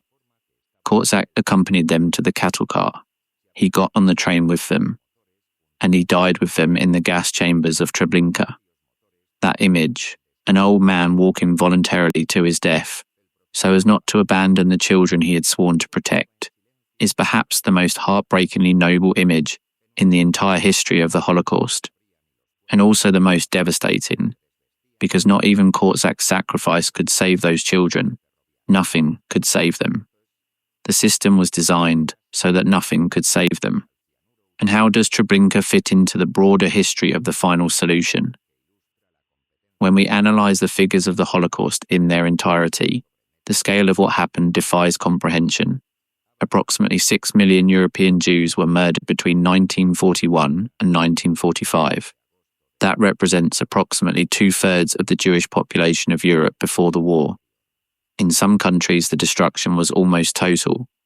Poland lost 90% of its Jewish population. The Baltic states, more than 90%. Greece, approximately 87%. And the figures of non-Jewish victims of Nazism, Roma, people with disabilities, Soviet prisoners of war, homosexuals, political dissidents, Jehovah's Witnesses, raised the total number of victims of the Nazi genocide to between 11 and 17 million people, depending on how the categories are defined. Of those 6 million Jews murdered, approximately 925,000 died in Treblinka. That means that 1 in every 6 Jews murdered during the Holocaust died in Treblinka, a single camp, in 17 months. If Treblinka had been a country, it would have been the scene of the largest per capita murder in the history of humanity. If the victims of Treblinka were to form a line, one behind the other, that line would extend for more than 800 kilometres, the approximate distance between Madrid and Paris. If we were to pronounce the name of each victim at a rate of 1 name per second, it would take us more than 10 full days to name them all, without stopping, without sleeping, without pausing. But most of those names have been lost, because the Nazis not only killed the people, they also destroyed their identities. The deportation lists were incinerated. The personal documents were burned in the ditches of Treblinka. Entire families were annihilated, leaving no one to remember the names. Of the 870,000 to 925,000 people murdered in Treblinka, the vast majority are anonymous. We do not have their names. We do not have their faces. We do not have their stories. We only know that they existed, that they were loved by someone, that they had dreams, and that they were murdered. It is a void that can never be filled, a silence that can never be completely broken. And what does Treblinka tell us about human nature? It tells us that the human being is capable of the worst and of the best, is capable of designing gas chambers and of organising suicidal revolts against tyranny, is capable of blind obedience to monstrous orders and of disobeying at the cost of one's own life, is capable of looking the other way while the neighbour is dragged onto a train, and is capable of hiding a stranger in one's basement for years, knowing that the penalty for doing so is death. Treblinka confronts us with an uncomfortable truth. It was not aliens who did it. They were human beings, people of flesh and blood, with mothers who had held them, with children to whom they returned after their workday in the camp, with wives to whom they wrote letters describing their days as difficult but rewarding. The capacity for evil is not a genetic anomaly or a demonic possession. It is a latent possibility in every society, in every person. which can be activated by the right circumstances: fear, hatred, conformity, dehumanization, impunity. Recognizing that is not an act of cynicism, it is an act of lucidity, and it is the first line of defense against repetition. Now, there is a final chapter in the history of Treblinka that we must address, and it is perhaps the most disturbing of all in contemporary terms: denialism. Since the decades after the Holocaust, there have been individuals and groups who have tried to deny or minimize what happened in Treblinka. Some have questioned the victim figures. Others have argued that there were no gas chambers. Others have maintained that Treblinka was only a transit camp and that the deportations were genuine relocations. These claims are false. They are refuted by archaeological evidence, by survivor testimonies, by the confessions of the perpetrators themselves, by captured Nazi documentation, by forensic investigation, and by decades of rigorous historiographical work. Holocaust denial is not an alternative opinion or a legitimate historical debate. It is a deliberate lie that seeks to rehabilitate Nazism and cause additional harm to the victims and their descendants. In Poland, the debate over Treblinka has acquired particularly complex dimensions in recent years, intertwining with issues of national memory, responsibility, and the relationship between Polish society and the Holocaust. Researchers who have explored the participation of Polish civilians in acts of looting and violence against Jews in the vicinity of Treblinka have faced legal and social pressures. The memory of Treblinka remains a politically disputed terrain, which makes the task of preserving and transmitting the historical truth even more urgent. Because the truth is that Treblinka existed, that on that piece of Polish land, in a clearing in the forest next to an insignificant railway station, between July 1942 and October 1943, the Nazi regime murdered nearly 925,000 people, that their bodies were burned and their ashes mixed with the sand, that their belongings were stolen and sent to Germany, that their names were erased, that their murderers tried to destroy all evidence of what happened. But they could not, because there were survivors who spoke, because there were archaeologists who excavated, because there were historians who investigated, because there were societies that remembered, because in the end, the truth is more resilient than any attempt to hide it. The 17,000 granite stones that today stand at the Treblinka site have no names engraved. They cannot have them because most of the names have been lost forever. But each stone represents a destroyed community, a burned synagogue, a village erased from the map. And in the center of them all, the great rock split in half bears an inscription in Polish, Yiddish, and Hebrew that simply says, "Never again, never again." Those two words are the most important and most fragile promise that humanity has made to itself. Fragile because, as subsequent history has shown, we have not always kept it. Important because without that promise, without that renewed commitment generation after generation, the darkness can return. Treblinka reminds us of what happens when a society allows hatred to become law, when indifference becomes policy, when dehumanization becomes routine. It reminds us that civilization is more fragile than we think, that the foundations of decency can crumble with terrifying speed when circumstances permit. And above all, it reminds us of the people who died there, not as figures, not as statistics, but as what they were, human beings. Each one of them an entire universe, extinguished. The writer and Holocaust survivor Elie Wiesel once said, "For the survival of the dead, I am willing to accept my death." The survivors of Treblinka lived the rest of their lives with that burden, the burden of having survived when nearly 1 million people did not, the burden of being the bearers of a memory that the world did not always want to hear, the burden of knowing that their testimony was the only thing that prevented Treblinka from becoming a perfect silence. Did the deception work? Did the Nazi regime manage to erase Treblinka from the face of the earth as if it had never existed? For a time, they almost succeeded. When Soviet troops arrived in the area in July 1944, They found a field covered in lupines and an inhabited farm. There were no barracks, there were no gas chambers, there were no barbed wire fences, only disturbed earth, blue flowers, and a silence that concealed the largest Jewish cemetery in the world. The Soviets knew, from the reports of the Polish resistance and from the testimonies that had already reached the world, that something terrible had happened there, but the physical evidence had been meticulously destroyed. However, and this is something the Nazis could never have foreseen, the earth holds secrets that not even the engineering of horror can completely erase. And what if I told you that for more than 6 decades, Holocaust deniers used precisely the absence of physical evidence at Treblinka as their favourite argument, that they pointed to that green field and said, "See, there's nothing there. There never was anything." Treblinka was, in the words of historians, the ghost camp, the missing piece in the material puzzle of the Holocaust. The testimonies existed, the documents existed, the confessions of the perpetrators themselves existed, but what science calls direct physical evidence was missing, and that absence was exploited for decades by those who wanted to rewrite history, until a British archaeologist decided that the silence had lasted too long.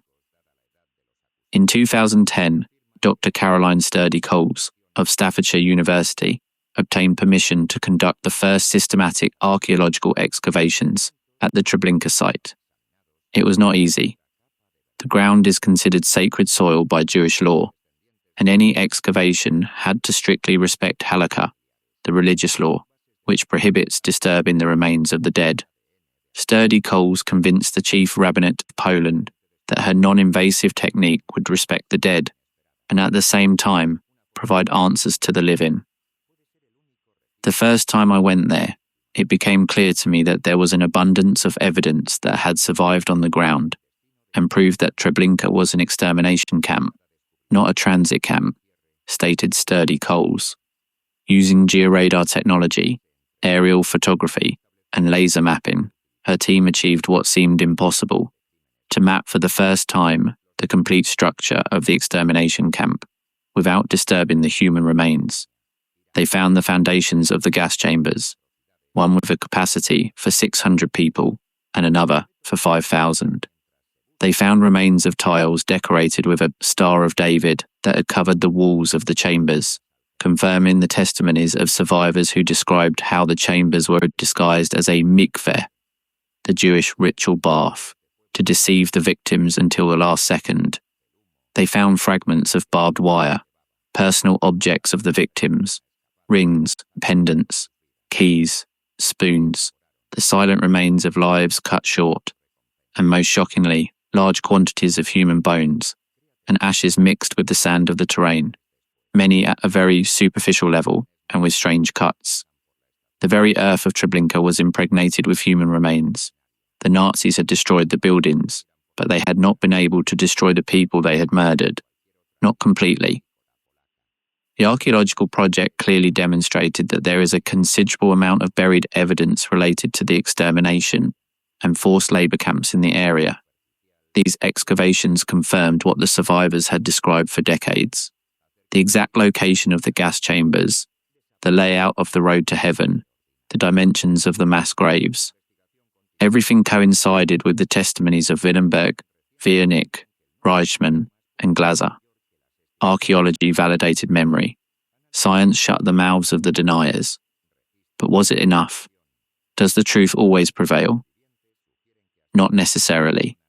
And that brings us to one of the most disturbing chapters in the contemporary history of Treblinka, the battle for memory that is being fought today in the heart of the 21st century. But before we delve into that, let's go back inside the camp, because we need to know the people who lived and died within its fences. We need to understand how daily life worked, if that word can even be used, for the prisoners who were temporarily kept alive to make the death machinery function. Because within Treblinka, there was a macabre hierarchy, a system of slave labour where each prisoner fulfilled a specific function in the extermination process, and where survival depended on factors as arbitrary as the whim of a guard or the ability to make oneself invisible. How long did a prisoner survive in Treblinka? The life expectancy did not exceed 2 weeks, at most 2 months. Surviving beyond that period was an extraordinary feat. The camp prisoners were organized into various work commandos, each identified by colored bands on their arms. The Commando Blau, the Blue Commando, was responsible for receiving the new arrivals on the train ramp. They had to help people get off the wagons, collect the luggage, and take it to the sorting area. They were the first faces the victims saw upon arrival, and they were strictly forbidden to reveal what awaited them. If a member of Commando Blau was caught warning the new arrivals, he was executed immediately. Think about that for a moment. Men forced to smile and reassure people who would be murdered in 2 hours, knowing that any visible gesture of compassion meant their own death. The Commando Rot, the Red Commando, was in charge of sorting the belongings of the dead. Clothes, shoes, suitcases, jewelry, money, documents, family photographs. Everything was separated, packed, and sent to Germany for the benefit of the Reich. The Nazis called this loot goods of the people, with their usual bureaucratic cynicism. Often, among the belongings, or worse, among the corpses, the prisoners recognized family members, children, friends, neighbors. Can you conceive of that moment? To be sorting clothes and find your sister's dress, or your son's shoe. There was a commando of hairdressers, men forced to cut the hair of women before they entered the gas chambers. Abraham Bomba, a barber from Częstochowa who survived Treblinka, gave one of the most harrowing testimonies in the history of the Holocaust. In the documentary Shoah by Claude Lanzmann, filmed in the 80s, he described how he cut the hair of women who did not know they were going to die in a matter of minutes, how he recognized people from his own city among them, and how a fellow barber discovered his wife and sister among the waiting women. "What could I do?" said Bomba, his voice cracking, tears running down his aged face. "I had to keep cutting." Can you imagine the psychological torture of that man, cutting your own wife's hair, knowing she is walking to her death, and being able to do nothing except to keep cutting, because if you stop, if you cry, if you scream, the guards kill you too. And then she dies anyway, but with no one to remember. And then there was the Sonderkommando of the Totenlager, the extermination zone proper. The group of prisoners confined to the Camp of the Dead, the men who had to extract the corpses from the gas chambers, check their mouths to pull out gold teeth with pliers, transport the bodies to the mass graves, and later to the cremation pyres. These men lived completely isolated from the rest of the camp. They had no contact with the prisoners in their other zones. They slept next to the graves. They permanently breathed the smell of death. They were the most direct witnesses of the extermination, and for that reason, the Nazis executed and replaced them regularly so they could not speak. Chill Reichmann, who was assigned to the Sonderkommando of the dentists, the group in charge of extracting gold teeth, described in his testimony how he worked with pliers on the mouths of people who had been dead for mere minutes, how the bodies were still warm, how he sometimes encountered corpses that seemed to be smiling due to post-mortem muscle contraction, and how that smile haunted him in his nightmares for the rest of his life. Reichmann managed to survive the revolt of August 1943 and wrote a testimony titled The Last Jew of Treblinka, published decades later. Jankel Wiernik, the carpenter who was forced to build the new gas chambers with his own hands, described in his 1944 testimony one of the first accounts of an extermination camp to reach the world, scenes that defy the limits of human comprehension. He wrote about how mothers entered the gas chambers embracing their children, and how, when the doors were opened after the gassing, the bodies were so tightly packed that they remained standing like statues, even in death. He described how the members of the Sonderkommando had to tear the corpses away from each other, because the victims' hands had clung to the bodies of their loved ones with a force that only agony can explain. He described the colour of the bodies after the gas, the smell, the sounds that were heard through the walls as the victims were dying. Every word of that testimony is a burning nail in the conscience of humanity. And who were the men who directed all this? What kind of human beings commanded a death factory? This is where the story becomes, if possible, even more disturbing, because the commandants of Treblinka were not horror movie monsters. They were bureaucrats, administrators, professionals. We have already spoken of Irmfried Erbel, the first commandant, the 32-year-old doctor who had gone from murdering disabled patients in the T4 program to directing an extermination factory, and who was dismissed for the chaos generated by his unbridled ambition to impress his superiors with record numbers of murders. We have already spoken of Franz Stangl, the second commandant, the Austrian bureaucrat who reorganized the camp, expanded the gas chambers, and perfected the system of deception with the fake train station decorated with flower pots. Stangl was, in many ways, the functional architect of industrialized death in Treblinka. But there is a detail about Stangl that is particularly revealing. The Nazis were so confident that Treblinka would never be discovered that when the camp was dismantled, they sent Stangl to the front, assuming he would die in combat and could not tell anything. He did not die. He fled to Brazil using the escape routes, organized with the help of sectors of the Catholic Church. He lived for years in Sao Paulo under his own name. He worked in a Volkswagen factory. He was located by Simon Wiesenthal and extradited to West Germany in 1967. In a series of interviews with journalist Gitta Sereni, conducted shortly before his death in prison, Stangl made statements that offer a chilling window into the psychology of a genocidaire. When Sereni asked him how he saw the victims arriving on the trains, Stangl replied without blinking, "They were cargo. I always thought of them as cargo. Cargo. 870,000 human beings, reduced to a logistical word.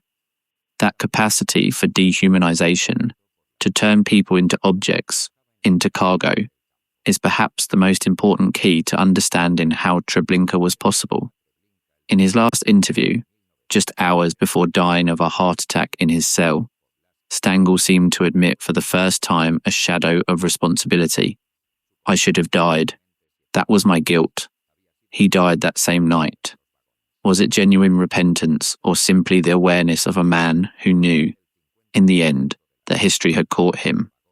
And then there was Kurt Franz, the last commandant of the camp, a man of just 28 when he arrived at Treblinka as deputy commandant. The prisoners nicknamed him Lauka, dull, in Polish, for his youthful face and deceptively innocuous appearance. But do you know what that doll did? Kurt Franz had a St. Bernard dog named Barry, which he had trained to attack prisoners on command. Franz would order Barry to bite the men's genitals or tear pieces of flesh from the victims while he watched with a smile. Survivors described scenes in which Franz would stroll through the camp with Barry by his side, impeccably uniformed, whistling melodies, as if taking a Sunday walk, and suddenly, without warning, he would point to a prisoner and give the order to the dog, the screams, the blood, and Franz whistling. After the war, when Kurt Franz was arrested in 1959, the police found in his home a photo album of Treblinka that he himself had meticulously compiled. On the cover, in neat handwriting, he had written, "Schön Zeiten, beautiful times, beautiful times." That man looked back at his time in a place where 870,000 people were murdered, and he wrote beautiful times. He was tried in Düsseldorf in 1965, sentenced to life imprisonment, released for health reasons in 1993, and died in 1998. How does one process something like that? How can it be understood that a human being can look at photographs of an extermination camp and feel nostalgia? The answer, uncomfortable but necessary, is that Kurt Franz was not an aberration. He was the product of a system that had normalized murder, that had turned cruelty into routine, that had created an environment where empathy was weakness and brutality was merit. Franz was not born a monster, he was made one. He was made by an ideology that told him that the people he was killing were not people. He was made by a chain of command that rewarded efficiency and punished compassion. He was made by a society that looked the other way, while horror was normalized step by step. And that, more than anything else, is what makes the history of Treblinka relevant today. Not as a relic of the past, but as a warning about what can happen when certain conditions are met. When hatred is institutionalized, when dehumanization becomes everyday language, when obedience replaces conscience. But who else participated in the machinery of Treblinka? Was it only the German SS? No. And this is a part of the story that for a long time was uncomfortable to tell, but which is essential to understanding the true dimension of what happened. The approximately 120 auxiliary guards of Treblinka were, for the most part, former Soviet prisoners of war, recruited and trained at the Treblinka camp near Lublin. Many were of Ukrainian origin, although there were also Balts, Volksdeutsche, and men of other nationalities. These Treblinkists, as they were known, had been captured during Operation Barbarossa and were rotting in prisoner of war camps, where the mortality rate was appalling.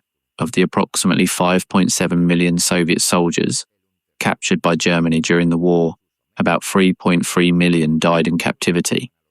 Faced with the prospect of a slow death by starvation, some accepted the Nazi offer to serve as guards in exchange for food and marginally better treatment. They were trained in Treblinka, where they received basic military instruction and anti-Semitic indoctrination. And once deployed in Treblinka, many of them became enforcers of a brutality that survivors described as comparable and at times superior to that of the SS themselves. The most infamous case is that of Ivan the Terrible, the name by which survivors remembered a Ukrainian guard who operated the gas chambers. The testimonies about this man are among the most gruesome of the Holocaust. Survivors stated that Ivan would torture victims as they waited in front of the chamber doors. He would cut off ears and noses with a bayonet. One survivor testified that he murdered a baby by smashing it against a wall. The atrocities attributed to him were so extreme that some historians wondered for years if they might not be an amalgamation of memories of several different guards fused into a single figure. After the war, a man named John Demjanjuk, a Ukrainian immigrant who lived quietly in Cleveland, Ohio, working in a car factory, was identified by survivors as Ivan the Terrible. He was extradited to Israel in 1986, tried and sentenced to death in 1988. The Israeli Supreme Court overturned the conviction in 1993 when reasonable doubts arose as to whether Demjanjuk was really the Ivan of Treblinka or if he had served in another camp. He was deported again to Germany, where in 2011 he was tried and convicted for complicity in the murder of 27,900 people in Sobibor. He died in 2012 while his appeal was pending. The true identity of Ivan the Terrible of Treblinka remains a subject of historical debate.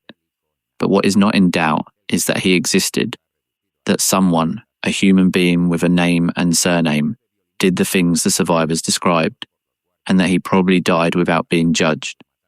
And the local population, the Poles who lived in the villages near Treblinka. This is perhaps the most delicate, most politically sensitive, and most necessary of all the questions surrounding the history of this camp. Because what they knew, and what they did or failed to do, the neighbours of Treblinka, has implications that resonate to this day. The town of Treblinka was just 4 kilometres from the extermination camp.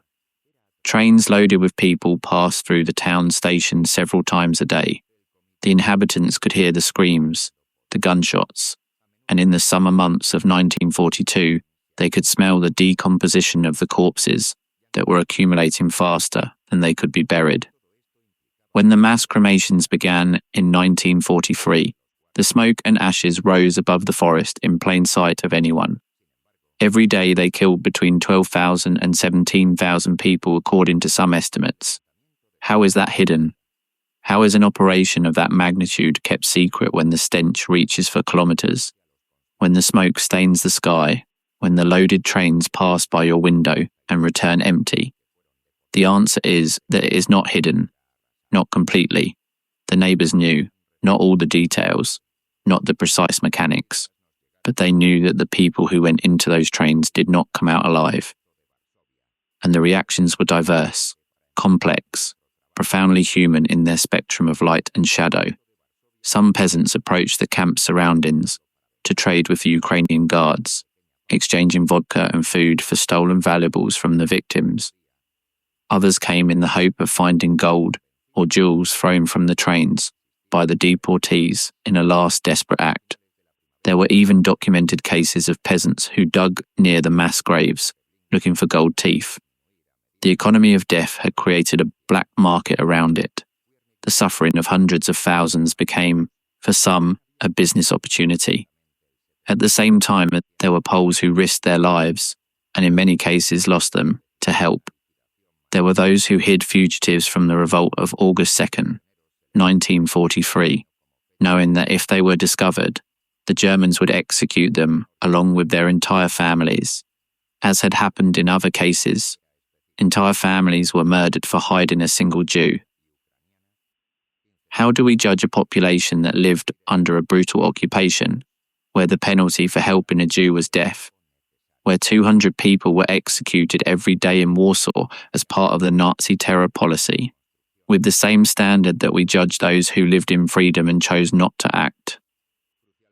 It is not a rhetorical question. It is a genuine moral question that does not admit easy answers. What we can state with certainty is this: complicity and heroism coexisted. Indifference and compassion lived in the same village, sometimes in the same family. And to reduce history to a simple narrative of everyone collaborated or everyone resisted is to betray the complexity of the truth. In present-day Poland, the debate on these issues has become extraordinarily tense. In 2018, the Polish government passed a law that penalized with fines or prison sentences of up to 3 years anyone who attributed responsibility or co-responsibility for the crimes committed by Nazi Germany to the Polish nation. For the Polish state, any suggestion of Polish participation in the Holocaust is subject to systematic rejection. Researchers who have explored the participation of Polish civilians in acts against Jews in the vicinity of Treblinka and other camps have faced considerable legal and social pressures. The memory of Treblinka remains, 80 years later, a political and moral battlefield, and that, in itself, shows how far we still are from a complete and honest understanding of what happened. But let's return now to the heart of the story, because there is a dimension of Treblinka that we have not yet explored in depth, and which is perhaps the most difficult of all: the children. Are you prepared for this? Because what comes next is possibly the most painful thing that can be told about any event in human history. It is estimated that approximately 1/3 of the victims of Treblinka were children under the age of 14. If we accept the most commonly cited figure of between 700,000 and 900,000 total victims, that means that between 230,000 and 300,000 children were murdered in that place. 250,000 children, babies in their mother's arms, children who had just learned to walk, children who had recently started school, adolescents who dreamed of a future that would never come. The children were the first to die. The Nazis considered them unproductive. They could not be exploited as slave labor. In Treblinka, unlike Auschwitz, there was no selection on the ramp. There was no SS officer pointing to the left or to the right, deciding who lived and who died. In Treblinka, everyone died, except for the handful, a few dozen, selected for the Sonderkommando, and among those selected, there were never any children. The archaeologists who worked on the site found particularly disturbing evidence. The title of the article that described these findings says it all. Archaeologists proved the terror of Treblinka, where children were murdered with hammers, when the gas chambers were at maximum capacity, or when the diesel engines failed, something that happened frequently. The guards resorted to more direct methods. The children, being smaller and easier to handle, were often the victims of these methods. How do you write something like that? How do you put into words what no word can contain? Janusz Korczak gives us an answer. not with words, but with his example. Korczak, whose real name was Henryk Goldschmidt, was a Polish-Jewish pediatrician, writer, and educator who had dedicated his life to children. He ran the orphanage on Krochmalna Street in Warsaw, a model institution where the children had their own court, their own newspaper, their own parliament. Korczak believed that children were not miniature adults, but complete human beings with their own rights. He was a pioneer of children's rights, decades before the UN adopted the Convention on the Rights of the Child. When the Warsaw Ghetto was sealed, the orphanage was moved inside. The conditions were atrocious. The children were hungry. Diseases spread. Korczak begged, negotiated, pleaded, stole if necessary to get food and medicine for his children. Every night he told them stories before they slept. Every morning he made them wash their faces and comb their hair, because dignity, he said, is the last thing we should lose. On August 5th, 1942, the order came to deport the children of the orphanage. Korczak knew what it meant. By then, the rumours about Treblinka were already circulating in the ghetto. He was offered the possibility of saving himself. He had friends among the Polish intelligentsia, contacts in the resistance, people who could hide him on the Aryan side of the wall. He refused every offer. "You don't abandon a sick child in the night," he said, "and you don't abandon children at a time like this." That morning, Korczak marched to the Umschlagplatz, the deportation square, at the head of his 192 children. They went in orderly rows. The youngest carried their favourite toy. Some held small banners. Korczak was at the front, with a child in each hand. According to witnesses, the children did not cry. Korczak had calmed them. He had told them they were going on an excursion to the countryside, that they would see trees and flowers and breathe fresh air for the first time in months. A German officer who knew Korczak's reputation tried to pull him out of the line at the Umschlagplatz. Korczak refused. He got into the cattle car with his children. The train departed for Treblinka. Korczak, his collaborators, and the 192 children were murdered in the gas chambers that same day. It was one of the more than 265,000 Jews deported from the Warsaw Ghetto to Treblinka between July and September 1942. That image, an old man walking voluntarily to his death so as not to abandon the children he had sworn to protect, a man who chose to die with dignity when everything around him was the very negation of dignity, is one of the most heartbreakingly noble in all of human history, and also one of the most devastating, because not even Korczak's sacrifice could save those children. Nothing could save them. The system was designed so that nothing could save them. And do you know what is most painful? That Janusz Korczak is one of the few identified names among the victims of Treblinka. More than 700,000 will remain forever nameless. The Germans did not register them as they did in other camps, and moreover, they murdered entire families. They left no one to testify to the fate of the massacred. Treblinka is the largest cemetery of Polish Jews in the world, and it is a cemetery without names. Let's pause here for a moment. Let's breathe. Because what we have just traversed is a territory where the human mind needs pauses, so as not to crumble. And because what comes next demands that we approach the story with the same clarity and the same rigour, but from a different angle, the broader perspective of the final solution, the framework within which Treblinka acquires its full meaning. How does a society get to the point of building death factories? Is there a recipe, a manual, a predictable sequence of steps? The answer, disturbingly, is yes. Historians and genocide scholars have identified patterns that are repeated. They are not identical in every case, but the stages are recognizable.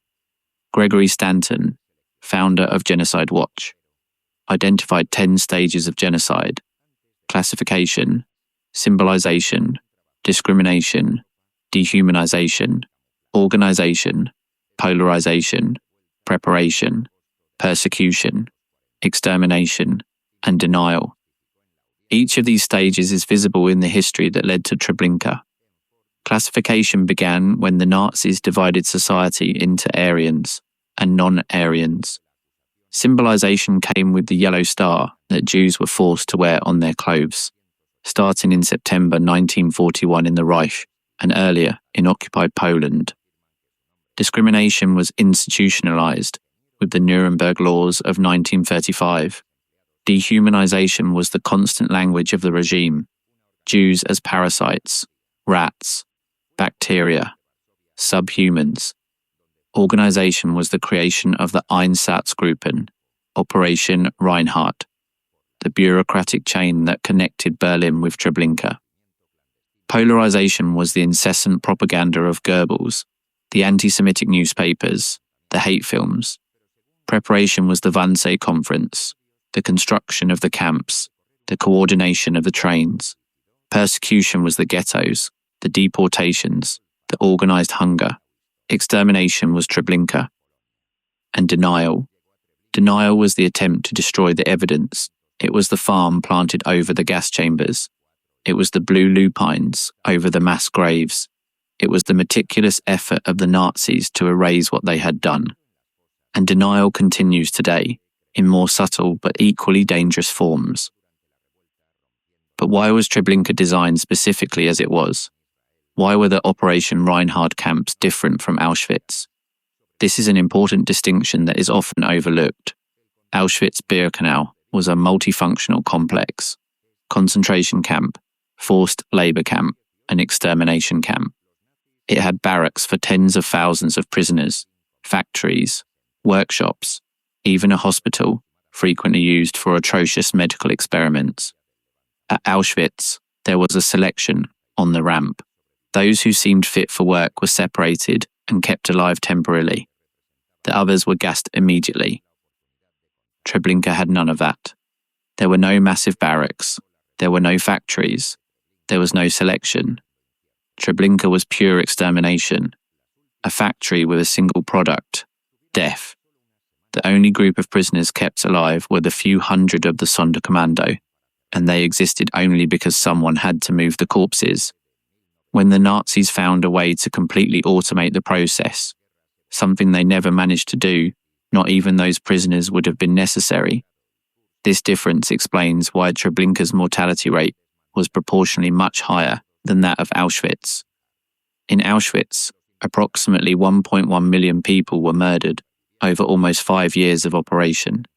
In Treblinka, between 700,000 and 900,000 people were murdered in 17 months. If you calculate the murder rate per day of operation, Treblinka was the most efficient camp of the entire Holocaust. Efficient. How obscene that word sounds in this context. But it is the word that the Nazis themselves used, and it is necessary to confront it. The camp was described as the most perfected of the extermination camps of Operation Reinhardt. The fact that the Nazis perfected murder as one perfects an industrial process, learning from the mistakes of Belzec, correcting the failures of Sobibor, optimizing the times, improving the logistics, is perhaps the purest demonstration of what Hannah Arendt called the banality of evil. It was not chaos. It was not madness. It was planning. It was management. It was continuous improvement and applied to mass murder. And what role did railway technology play in all this? Because the trains were not a minor detail, they were the backbone of the Holocaust. Without the railway network, extermination on this scale would have been logistically impossible. The Einsatzgruppen had shown that mass shootings were inefficient and psychologically destructive for the executioners. The gas chambers solved the problem of the efficiency of the killing, but the problem of transporting millions of people from their homes to the camps remained. The solution was the Deutsche Reichsbahn, the German state railway. The Holocaust trains were not clandestine operations separate from normal traffic. They shared the same tracks, the same stations, the same traffic controllers, the same locomotives. The schedules of the deportation trains to Treblinka were coordinated with military and civilian traffic. There were engineers, dispatchers, drivers, machinists, maintenance personnel, clerks who processed the documentation. hundreds of people involved in the logistical chain. Each train transported between 4,000 and 7,000 people in 50 to 60 cattle cars. The cars were designed to transport 8 horses or 40 soldiers. The Nazis packed between 80 and 100 people in each one. There was no space to sit. There was no ventilation. There was no water. There were no sanitation facilities. In summer, the temperatures inside exceeded 50 degrees. In winter, they fell below zero. The journey from Warsaw took a few hours under normal conditions, but the deportation trains were frequently stopped to give priority to military traffic. The waits could last for hours, sometimes entire days, with the wagons stopped under the sun, while the people inside died of thirst, heat, suffocation. When the wagons were finally opened on the Treblinka ramp, the survivors of the journey saw the bodies of those who had not survived fall onto the platform. The elderly, babies, the sick, people crushed against the walls of the wagon. And after? 2 hours. From the opening of the wagon to the death in the gas chamber, rarely more than 2 hours passed. The vast majority of the people who died in Treblinka were inside the camp for less than 120 minutes. Many did not even understand where they were before they died. The logistics of the extermination were so precise, so calculated, that the Nazis even charged for the transport. The Reichsbahn billed the government for each transported deportee a third-class fare per person, with a discount for groups of more than 400. Children under 4 travelled free. It is difficult to write that sentence without the pen trembling. Free. As if it were a school trip, as if it were a seasonal promotion. But that is how the bureaucracy of the Holocaust worked, with fares, invoices, budgets, and volume discounts. And the world? What was the world doing while the trains rolled towards Treblinka? We have already mentioned that the Allies knew, but let's delve deeper, because the magnitude of that inaction is, in itself, one of the most bitter tragedies of the 20th century. Jan Karski, the Polish resistance officer who infiltrated the Warsaw Ghetto, arrived in Washington and met with President Franklin D. Roosevelt in July 1943. He told him what he had seen: the mass deportations, the hunger, the trains that went east and never returned, the industrial death on an unprecedented scale. Roosevelt listened to him for over an hour. He asked him polite questions. He asked, among other things, about the situation of the horses in Poland. The horses. Roosevelt asked about the horses. Karski recalled years later. He received me as if I were an actor in a suspense film. He was interested in the story. He was not interested in the people. In 1944, when the Allies had full knowledge of the existence of Auschwitz and the other extermination camps, the World Jewish Congress and other organizations pleaded with the Allied military commands to bomb the railway lines leading to the camps, or at least the gas chambers and crematoria. The response from the United States Department of War was that such an operation would divert essential resources from the main war effort. Meanwhile, in the summer of 1944, Allied planes bombed industrial targets less than 8 kilometers from Auschwitz. The train tracks remained intact. The trains kept coming. Could any lives have been saved if the Allies had acted? It is a debate that historians continue. Some argue that bombing the tracks would have been technically difficult and that the Nazis would have repaired them quickly. Others point out that even a delay of days or weeks would have saved thousands of lives, given the pace of extermination. There are no definitive answers, but the question persists as an open wound in the conscience of the West. And now, before moving on to the final chapters of this story, the post-war trials, the memory, the contemporary lessons, we need to stop at a crucial moment that we have not yet fully explored: the revolt of August 2nd, 1943, and its immediate consequences. Because we have described the revolt in broad strokes, but there are details that deserve to be told, details that reveal the extraordinary courage of the prisoners and the desperate nature of their act. The organising committee of the revolt had faced enormous obstacles. First, the security of the camp was extreme. Second, There were informants among the prisoners themselves, snitches, who reported to the SS in exchange for slightly better treatment or simply out of fear. Third, the prisoners of the Totenlager, the extermination zone, were completely isolated from those in the reception area, which made it almost impossible to coordinate a joint action. The original plan provided that the revolt would start simultaneously in both areas of the camp, but communication between the two sectors depended on clandestine messages passed by prisoners who had limited access to both areas. Those who moved the victims' clothing, for example. The margins of error were enormous. When on August 2nd, at 3:45 in the afternoon, the first detonation went off, not everyone was ready. The signal was given earlier than planned, because one of the conspirators was discovered. Improvisation became the norm. Prisoners who should have been in one place were in another. Weapons that should have been distributed did not reach their destinations. Telephone lines that should have been cut remained intact. More than 300 prisoners managed to break through the fences and escape into the woods. But immediately, the Nazis deployed a massive hunt. Troops from the Wehrmacht and the SS, along with local police and gendarmerie units, combed the woods for days. Rewards were offered to local peasants for each fugitive handed over. In the end, the SS, the police, and the German military troops managed to track down and murder 2/3 of the fugitives. Only between 54 and 67 people of the more than 800 who were in the camp that day managed to survive until the end of the war.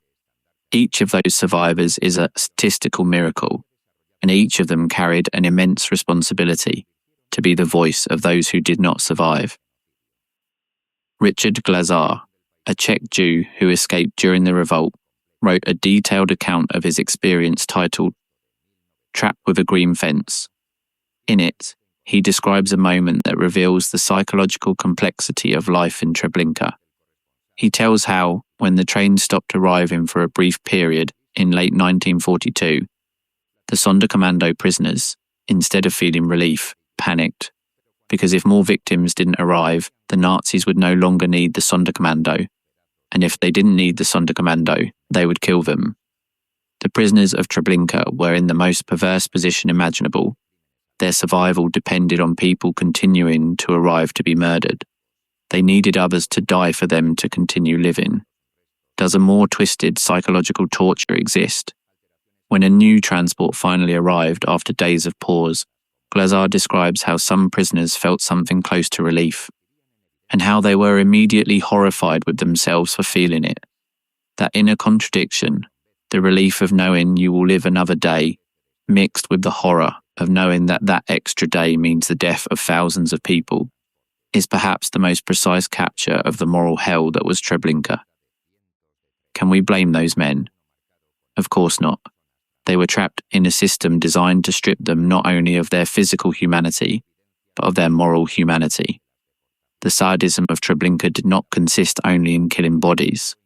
It consisted in destroying souls before the bodies died. After the revolt, the Nazis accelerated the dismantling of the camp. The last surviving Jewish prisoners were forced to complete the demolition of the structures and were then sent to Sobibor to be gassed. The Ukrainian guard Strabel was installed in a farmhouse built on the rubble. The lupines were planted. The forest began to reclaim the land, but it could not reclaim it completely. Today, 17,000 granite stones stand at the site of Treblinka, scattered across the terrain like silent tombstones, each representing a city, a town, a community, whose population was murdered there. In the centre, a large rock 8 meters high, with a crack that splits it in half, symbolises the suffering. An inscription in Polish, Yiddish, and Hebrew says, "Never again." Samuel Willenberg, the last known survivor of the Treblinka revolt, dedicated his last years in Tel Aviv to creating sculptures that represented scenes from the camp, women being led to the gas chambers, children clinging to their mothers, the prisoners of the Sonderkommando. "I make these sculptures," he explained, "because people need to see what I saw, because words are not enough." Willenberg passed away on February 19th, 2016, at the age of 93. With his death, the last direct link to the lived experience of Treblinka was closed. There is no one left who can say, "I was there." The responsibility of remembering has passed to the following generations, to us. And how do we remember? We remember by telling the story. We remember by pronouncing the names we know and honouring those we do not. We remember by visiting the places of memory, reading the testimonies, looking into the eyes of the last survivors, now only through recordings, and promising that their voice will not be extinguished with them. And we also remember by being vigilant, because the conditions that made Treblinka possible, organised hatred, the dehumanisation of the other, blind obedience to authority, indifference to the suffering of others, the moral cowardice of those who choose not to see, were not exclusive to the Germany of the 30s and 40s. They are permanent possibilities of the human condition. They can arise anywhere, at any time, in any society. The genocides subsequent to the Holocaust demonstrate this with devastating clarity. Cambodia, 1975 to 1979, between 1.5 and 2 million dead under the Khmer Rouge regime. Rwanda, 1994, approximately 800,000 Tutsis murdered in 100 days. Bosnia, 1995, 8,000 Muslim men and boys massacred in Treblinka. Darfur, 2003 onwards, hundreds of thousands dead. Never again has been said many times, and too many times the promise has been broken.